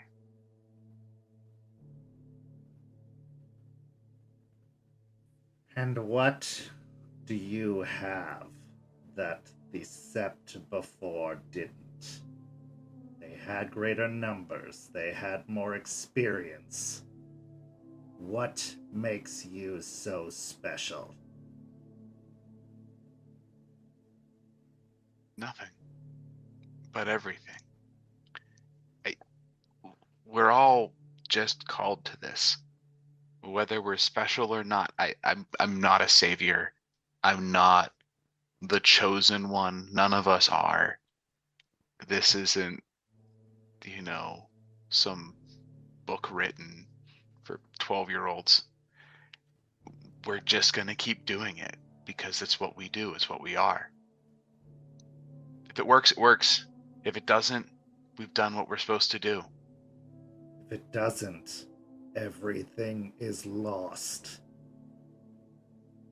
Everything's lost.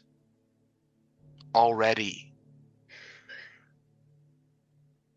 What's the harm in trying to get it back?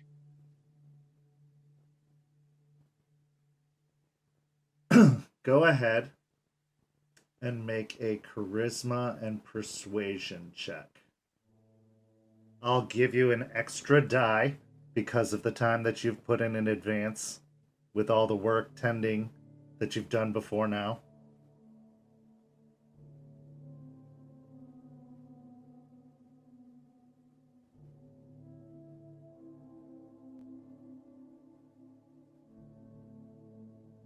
Spending another willpower.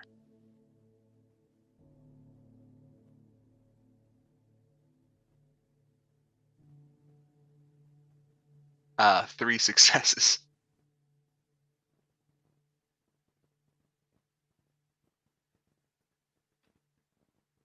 You're not ready. You're not ready for this, Ash Speaker. Perhaps.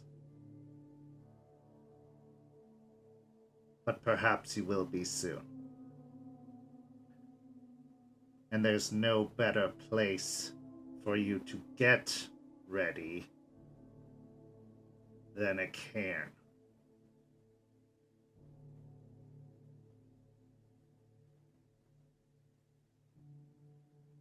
You may build your cairn here. You have my blessing, and I will forgive your past misgiving.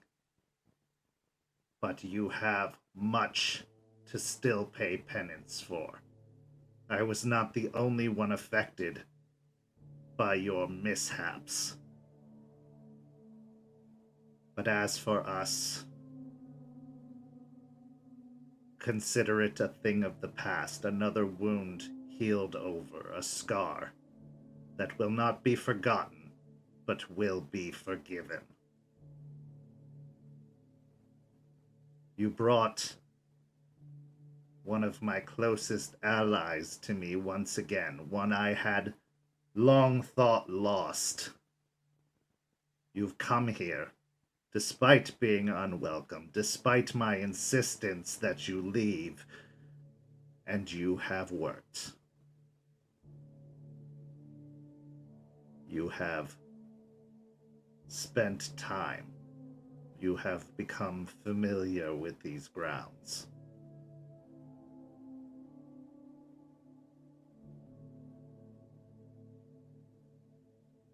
You are welcome, Joseph Ash Speaker. And you may very well be my last hope.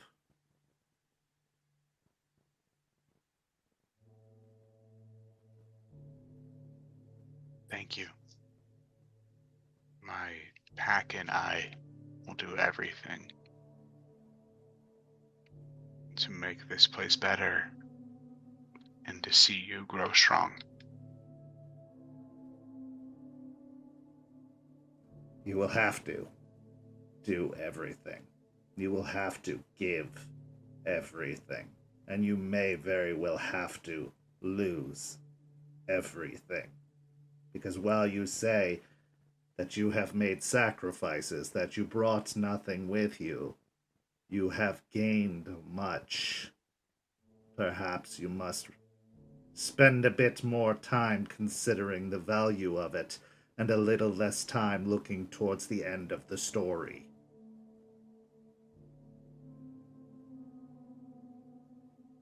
Because it's not just you that can do this. Eliza thought she could do this by herself. And she lost everything, including herself.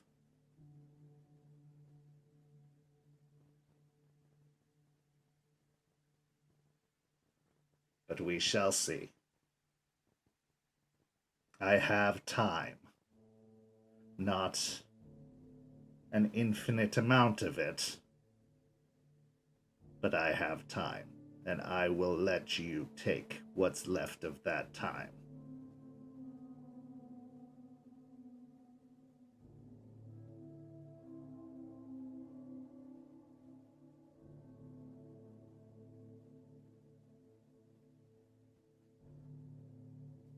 She kind of shakes a little bit, the branches kind of shaking ever so slightly, and as you kind of follow the noise, your eyes kind of tracing up along her base and out to the branches beyond, you see what appears to be buds forming at the end of the branches and leaves starting to grow and sprout from it.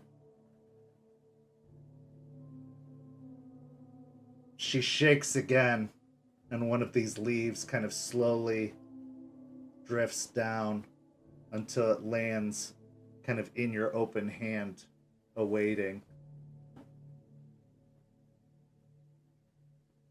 Now go. More to learn, much to be done. Your task has only just started. But come to me when you have words. Come to me when you need wisdom that even Eliza cannot give. And I will await you. Thank you. I'll bow deeply, turn off penumbral senses, and quietly walk out.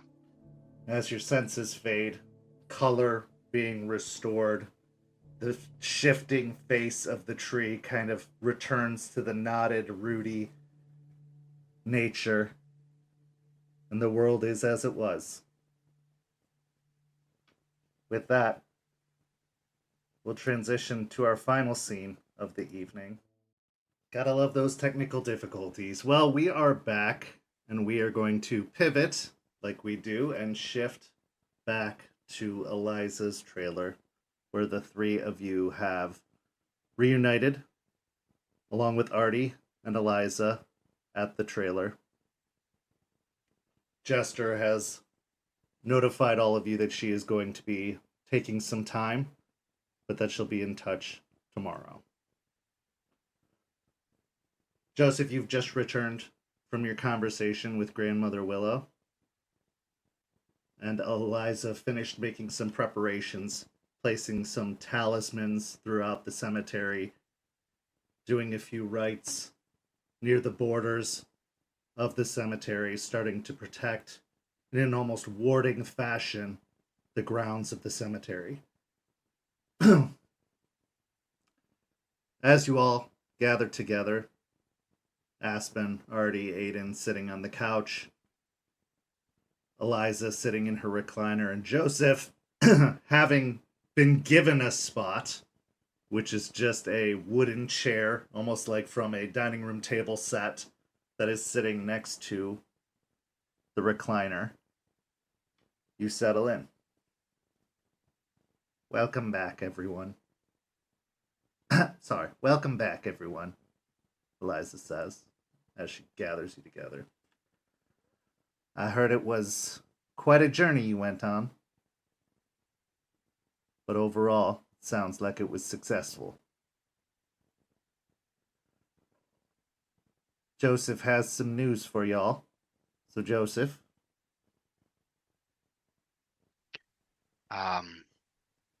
We're in.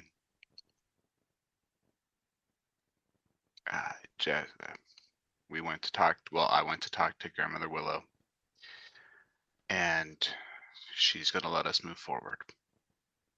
It's hesitant,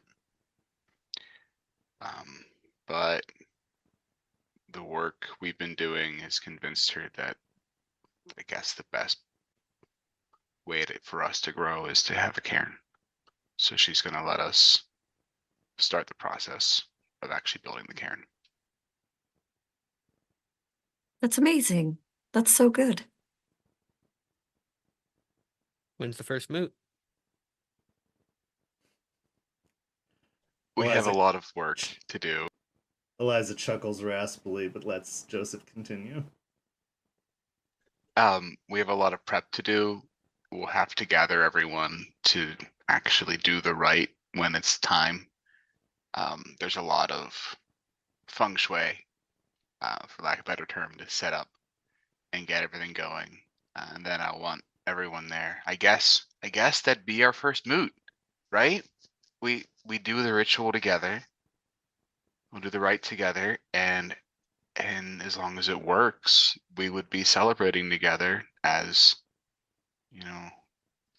us, as the cairn. So I guess that would be our first moot when we're ready. Joseph told me about your getting Mr. Ryder involved, so I decided to keep tabs on the area he was sent to, just to give you any kind of forewarning I could once you returned in case things went sour again. I'm happy to report that there was news of a break-in, as well as some products going missing, others destroyed. A few minor injuries, but no fatalities. He did as he said he would.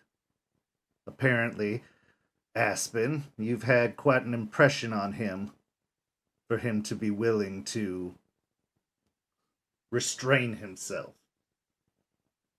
So good on you. Thank you. To that point, I think we invite him to the ritual. What? To the right. To the right. We bring him.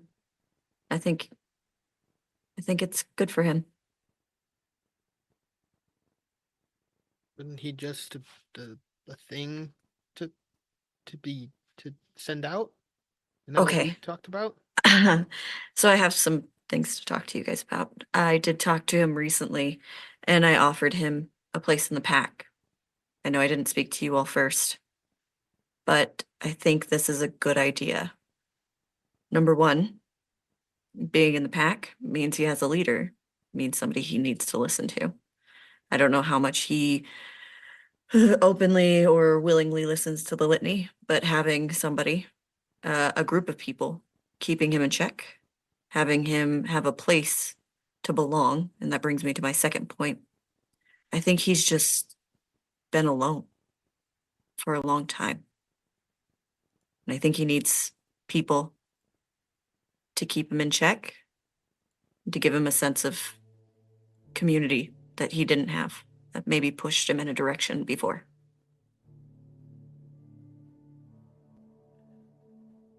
He would be a strong ally to have. He was the leader of the Sept last, when the Sept dispersed and the others fled. He was the last one. He has significance to the cairn and to Grandmother Willow. But he's also changed. He is a rightfully angry man. And an angry man makes a very dangerous ally. I agree.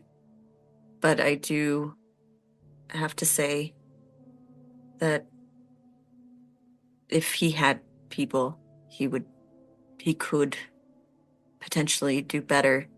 And if we talked about Eliza here, perfect example, we could have said no. We could have said no. And up until we got into the Umbra, until we moved around the Umbra, the tears were just a legend, right? A story that nobody knew about. So who's to say you can't bring somebody back without it? People say no, but people don't know. There's so many things we've learned just in this small amount of time that we thought were impossible.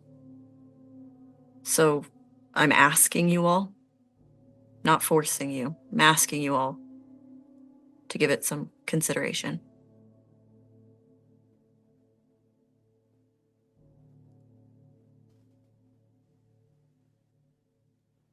I'll talk to Grandmother Willow. She brought, well, I mentioned him in our discussion, and there are feelings there.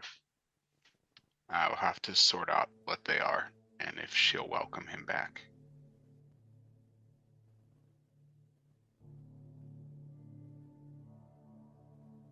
Aiden, Yeah. you're a part of the pack. You can express your opinion. I think it's not a good idea. He's rash, impulsive. He's a battering ram that's gone off course. And trying to bring back someone that's going downhill and stopping them is difficult, especially when they're as strong as he is.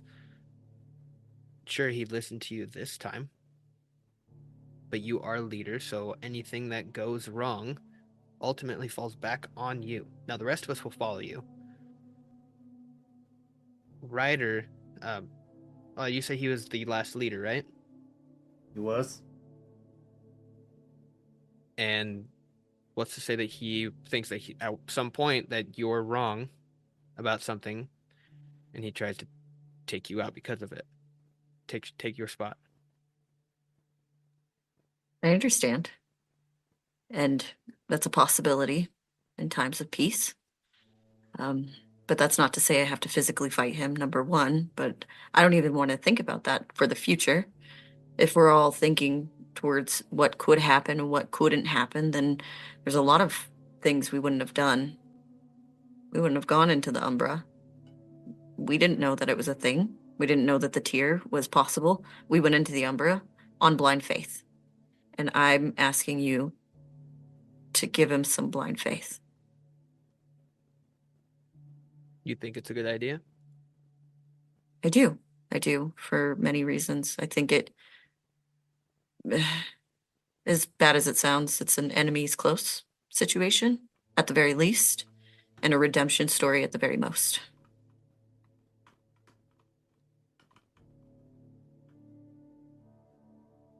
All right. Yeah, if you think it's a good idea, then yeah. Just we'll have to keep an eye on him and try and redirect him, I guess.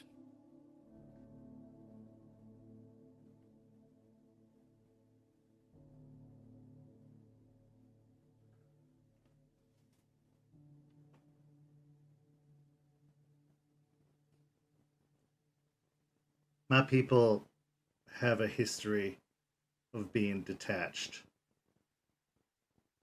choosing to give up our voices in the nation.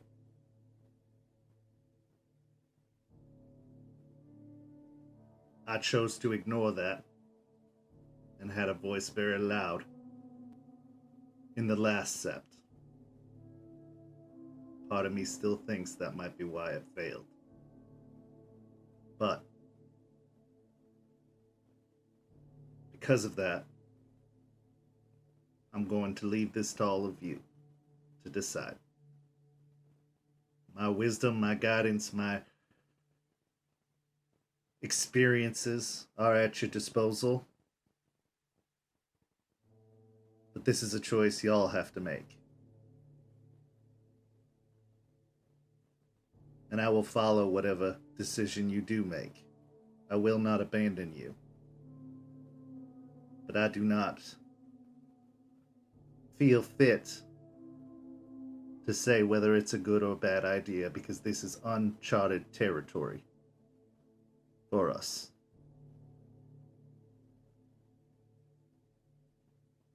I didn't even think I'd be here today for the longest time.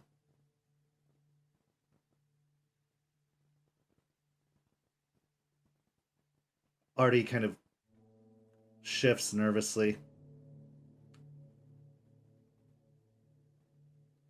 He looks to Aspen.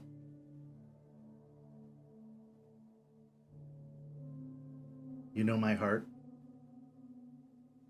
You know what I want for this city, for this cairn. Where you go, I follow.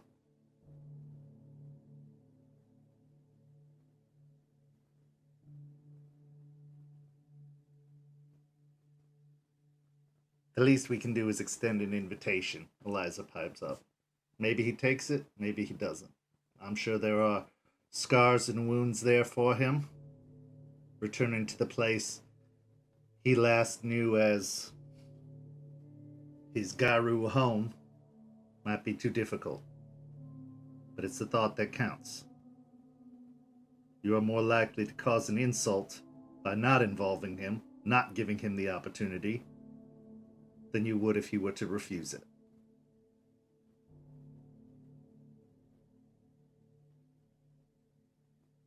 It shows respect.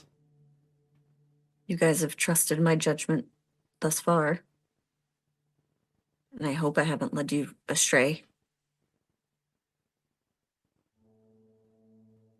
I'm just asking that maybe you guys trust me on this.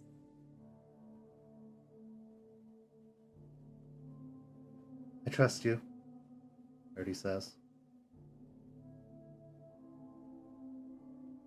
Yeah. Whatever you say, boss. You will have to convince Jester, though. And while I think she's coming around, the fate of her friends is still in her mind his fault. And I don't know if any amount of offering protection or being a courier is going to make that better in her mind.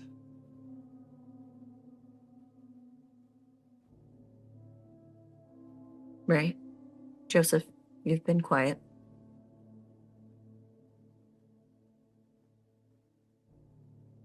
It's not you I don't trust.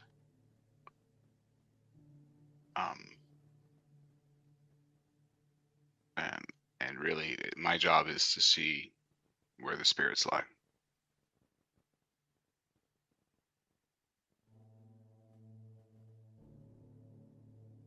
Eliza kind of leans over to Joseph. Normally, you're right. But this is anything but normal. Speak your heart, son.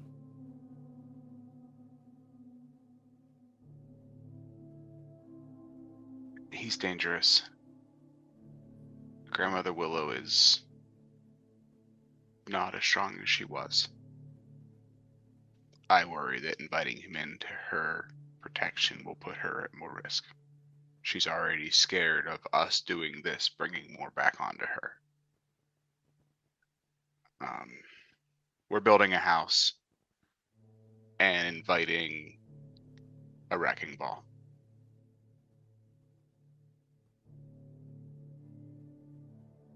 Understandable. I think we've all done things that we're not proud of. And I think we've all done it because of pain or anger or loss. I think everybody deserves to be redeemed, especially here. This place is full of loss, is full of sadness, is full of anger.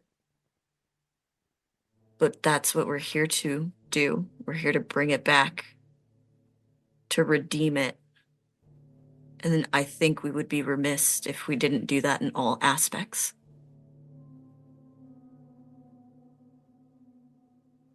So the first time you go out on a lake, they teach you a little saying. Reach, throw, row, go. If you can grab someone from the shore, you grab them. If you can throw a rope or a flotation device out, you can. You throw. If you have to row a boat out, you row a boat out. The very last thing you do is to put yourself in the water with them, because then it's two people drowning. We're not a strong enough swimmer yet to jump in the water with someone violently thrashing. I don't know if we can start healing others that violent until we're established. My concern is we're at the point of establishing safety. I get what you're saying, but the cairn is the boat, and we're all in the water right now. Yeah, but we don't have a boat. So maybe after the boat?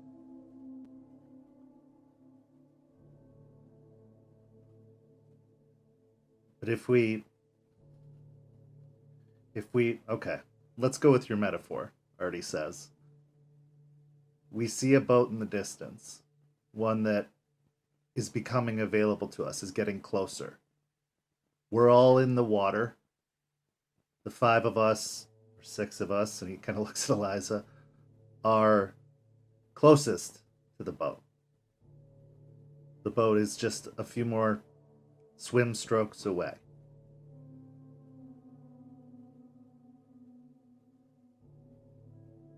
Would it not be the good thing to do to call out to the other swimmer in the water and say, hey, there's a boat over here, you can swim to safety? Now, it's not us pulling him or calling him into the boat. It's us saying, hey, there's a boat here, you can swim this way if you want to get out of this water. He has to do the swimming still. That's Now, different than... Yeah, but what if you were the person off in the distance and you saw other people go to a boat that didn't invite you? It's different than inviting him to our pack. That was a long term. I don't mean that's going to happen right away. I mean, set the framework is more what I meant. I guess I used the wrong words. I wasn't saying let's just all bring him in right now, but offer a handout to him. Letting him know that Karen's coming is fine. I worry about him being at the right.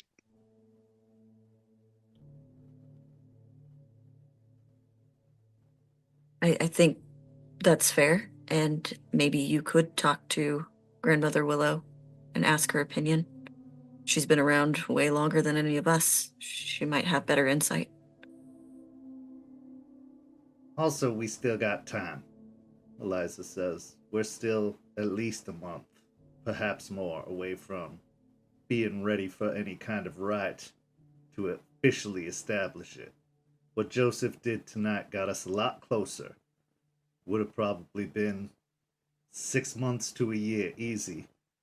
But the fact that he mended the bridge between him and the grandmother means that we are closer.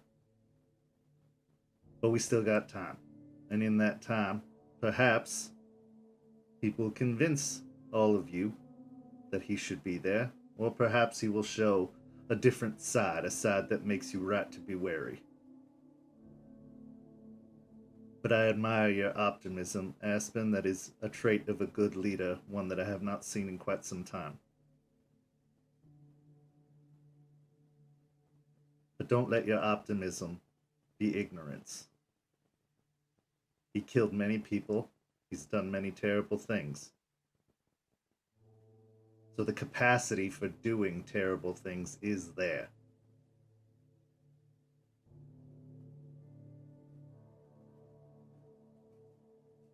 But I hope you're right, and I hope it works out for the best. At least show that he can listen. We need all the help we can get for what's ahead, and having a strong warrior like him will be very useful as Aiden grows in strength and capability.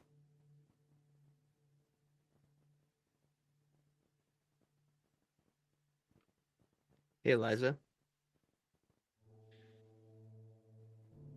Quick question about Fomori, if I can bother you just for a moment.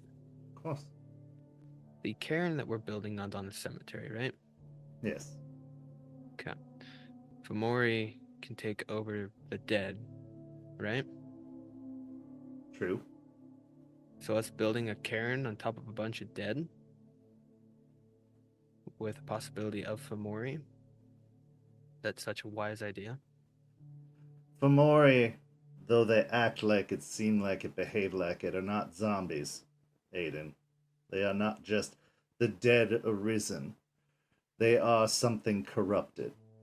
Something that was once pure and living, slowly infested and taken over. The dead within the cemetery, many of them have been very long dead. Others have had rites, rituals, religious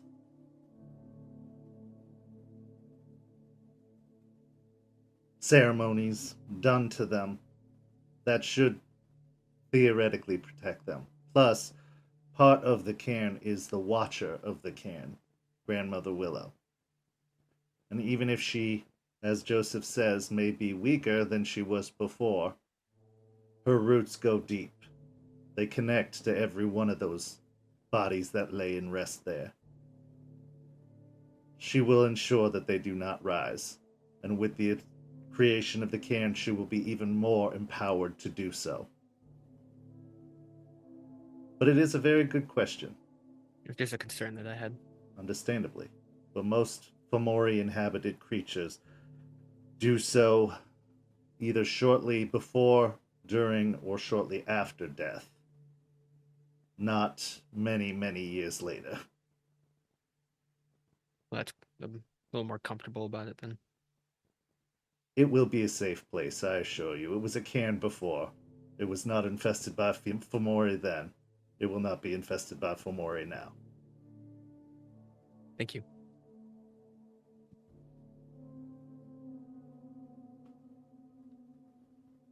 Very good. And Aiden, continue your kin seeking. Seek out this potential. And follow your leader. She hasn't done you wrong so far. I don't see her starting anytime soon. I'm sure. So, because our Jester was able to reconnect, I'm going to take us to a quick 30-second break to get her connected to the call, and we will be swapping over and continuing her scene. We'll be right back in just a moment.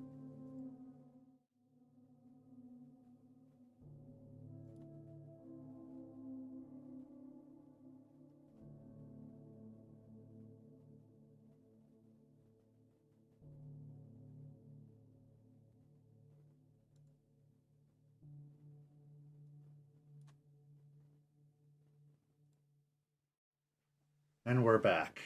So, let's reset the scene. You have been staying with Artie for a while, waiting for correspondence from Ryder and from Stheno with inside the jail.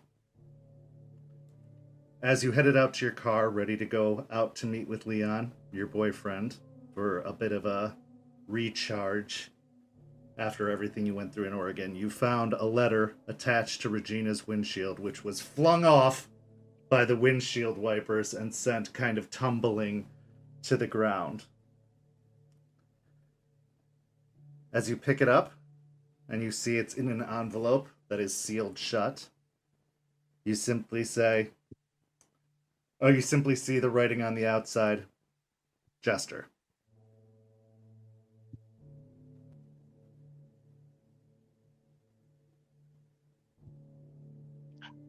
I'll flip it over and quickly rip it and fumble and get the pages out and immediately start reading. Okay. So as you pull out the letter and unfold it, you see what looks to be Mia's handwriting. Jester, I hope you're okay. We've been worried sick about you. And some rather rugged looking individuals have been hanging around lately. And not too soon either. We've had lawyers, we've had cops, we've had people coming in and out of the cells on a regular basis, and those seem to have slowed down. So thank you for the brief break from it. We're doing okay, as far as I can tell. They've been keeping us in holding most of the time, taking us in for questioning on a fairly regular basis. But there's really nothing else we can tell them. We told them the truth, Jess, because that's all we could do. Didn't tell them everything, or at least I didn't. But we told them everything they needed to know about this. Chloe has been a tough customer. She's really just shut down, and at every mention of your name, she walks away.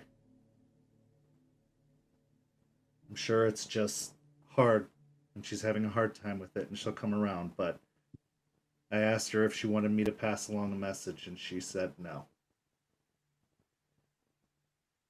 So there might be some work to do there.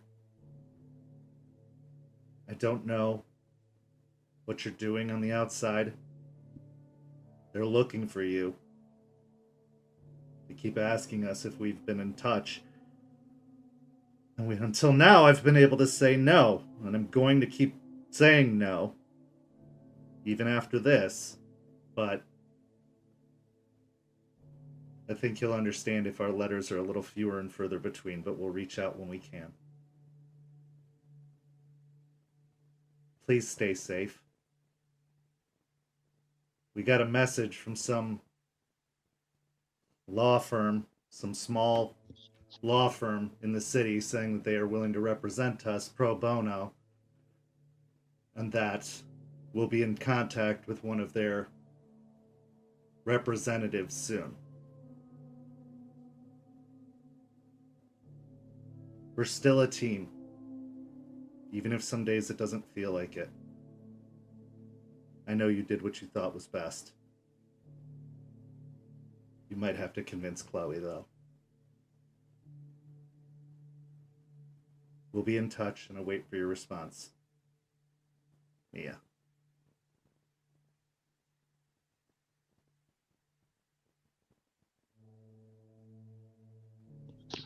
As I finish the letter, tears are streaming down my eyes, and I will crumple it in my fist.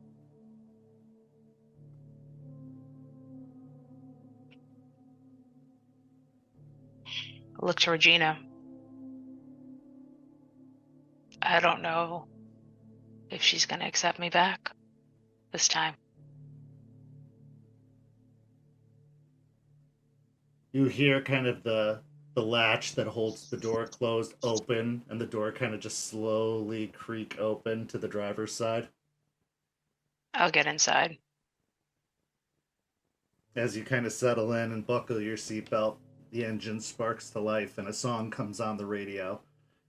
Don't Stop Believin' by Journey starts to play. I'll laugh through the tears as I begin to pull out. Definitely need to talk and see Leon now. And so off you go into the night to spend another bit of time free from the burdens of being part of Stheno, free from the burdens of being the one on the outside while the five you care about are in the inside, free from the burdens of being a guru, where you can just be Jessica with Leon away from it all, where you can let go of all of your worries and all of your doubts, where you can effectively lick your wounds. And with that, we will transition back for our final goodbye from the party for this week. Thank you all so much for watching tonight. Go follow St. Pete by Night on all of the social media listed at the bottom of the screen. If you like the World of Darkness, come join us. We have a Discord invite link in the description of the video as well as in the Twitch site. So come join St. Pete by Night on Discord, and you could be part of a future pack or coterie or hunter cell, or if everything sounds right within the next couple of years, maybe a cabal of mages, depending on when that gets released. So come and join us. We would love to have you. Go support all of our amazing sponsors who make this show possible at all. This week, on Thursday, we have Don't Get Caught. On Saturday, we have a very special After Dark where we're going to talk to this amazing pack right here, or at least a portion of it, about their experience with Werewolf, with St. Pete by Night, with just everything that this has been. And yeah, we hope to see you then. And then, of course, next Sunday, we have episode 3 of Bloody Strings featuring our own Jester, a.k.a. Noree, in a very, very different role. But come on back, stay tuned to everything we have, catch up on all the old episodes, and we will see you all next week here on Rage Across Tampa. Have a wonderful night, everyone.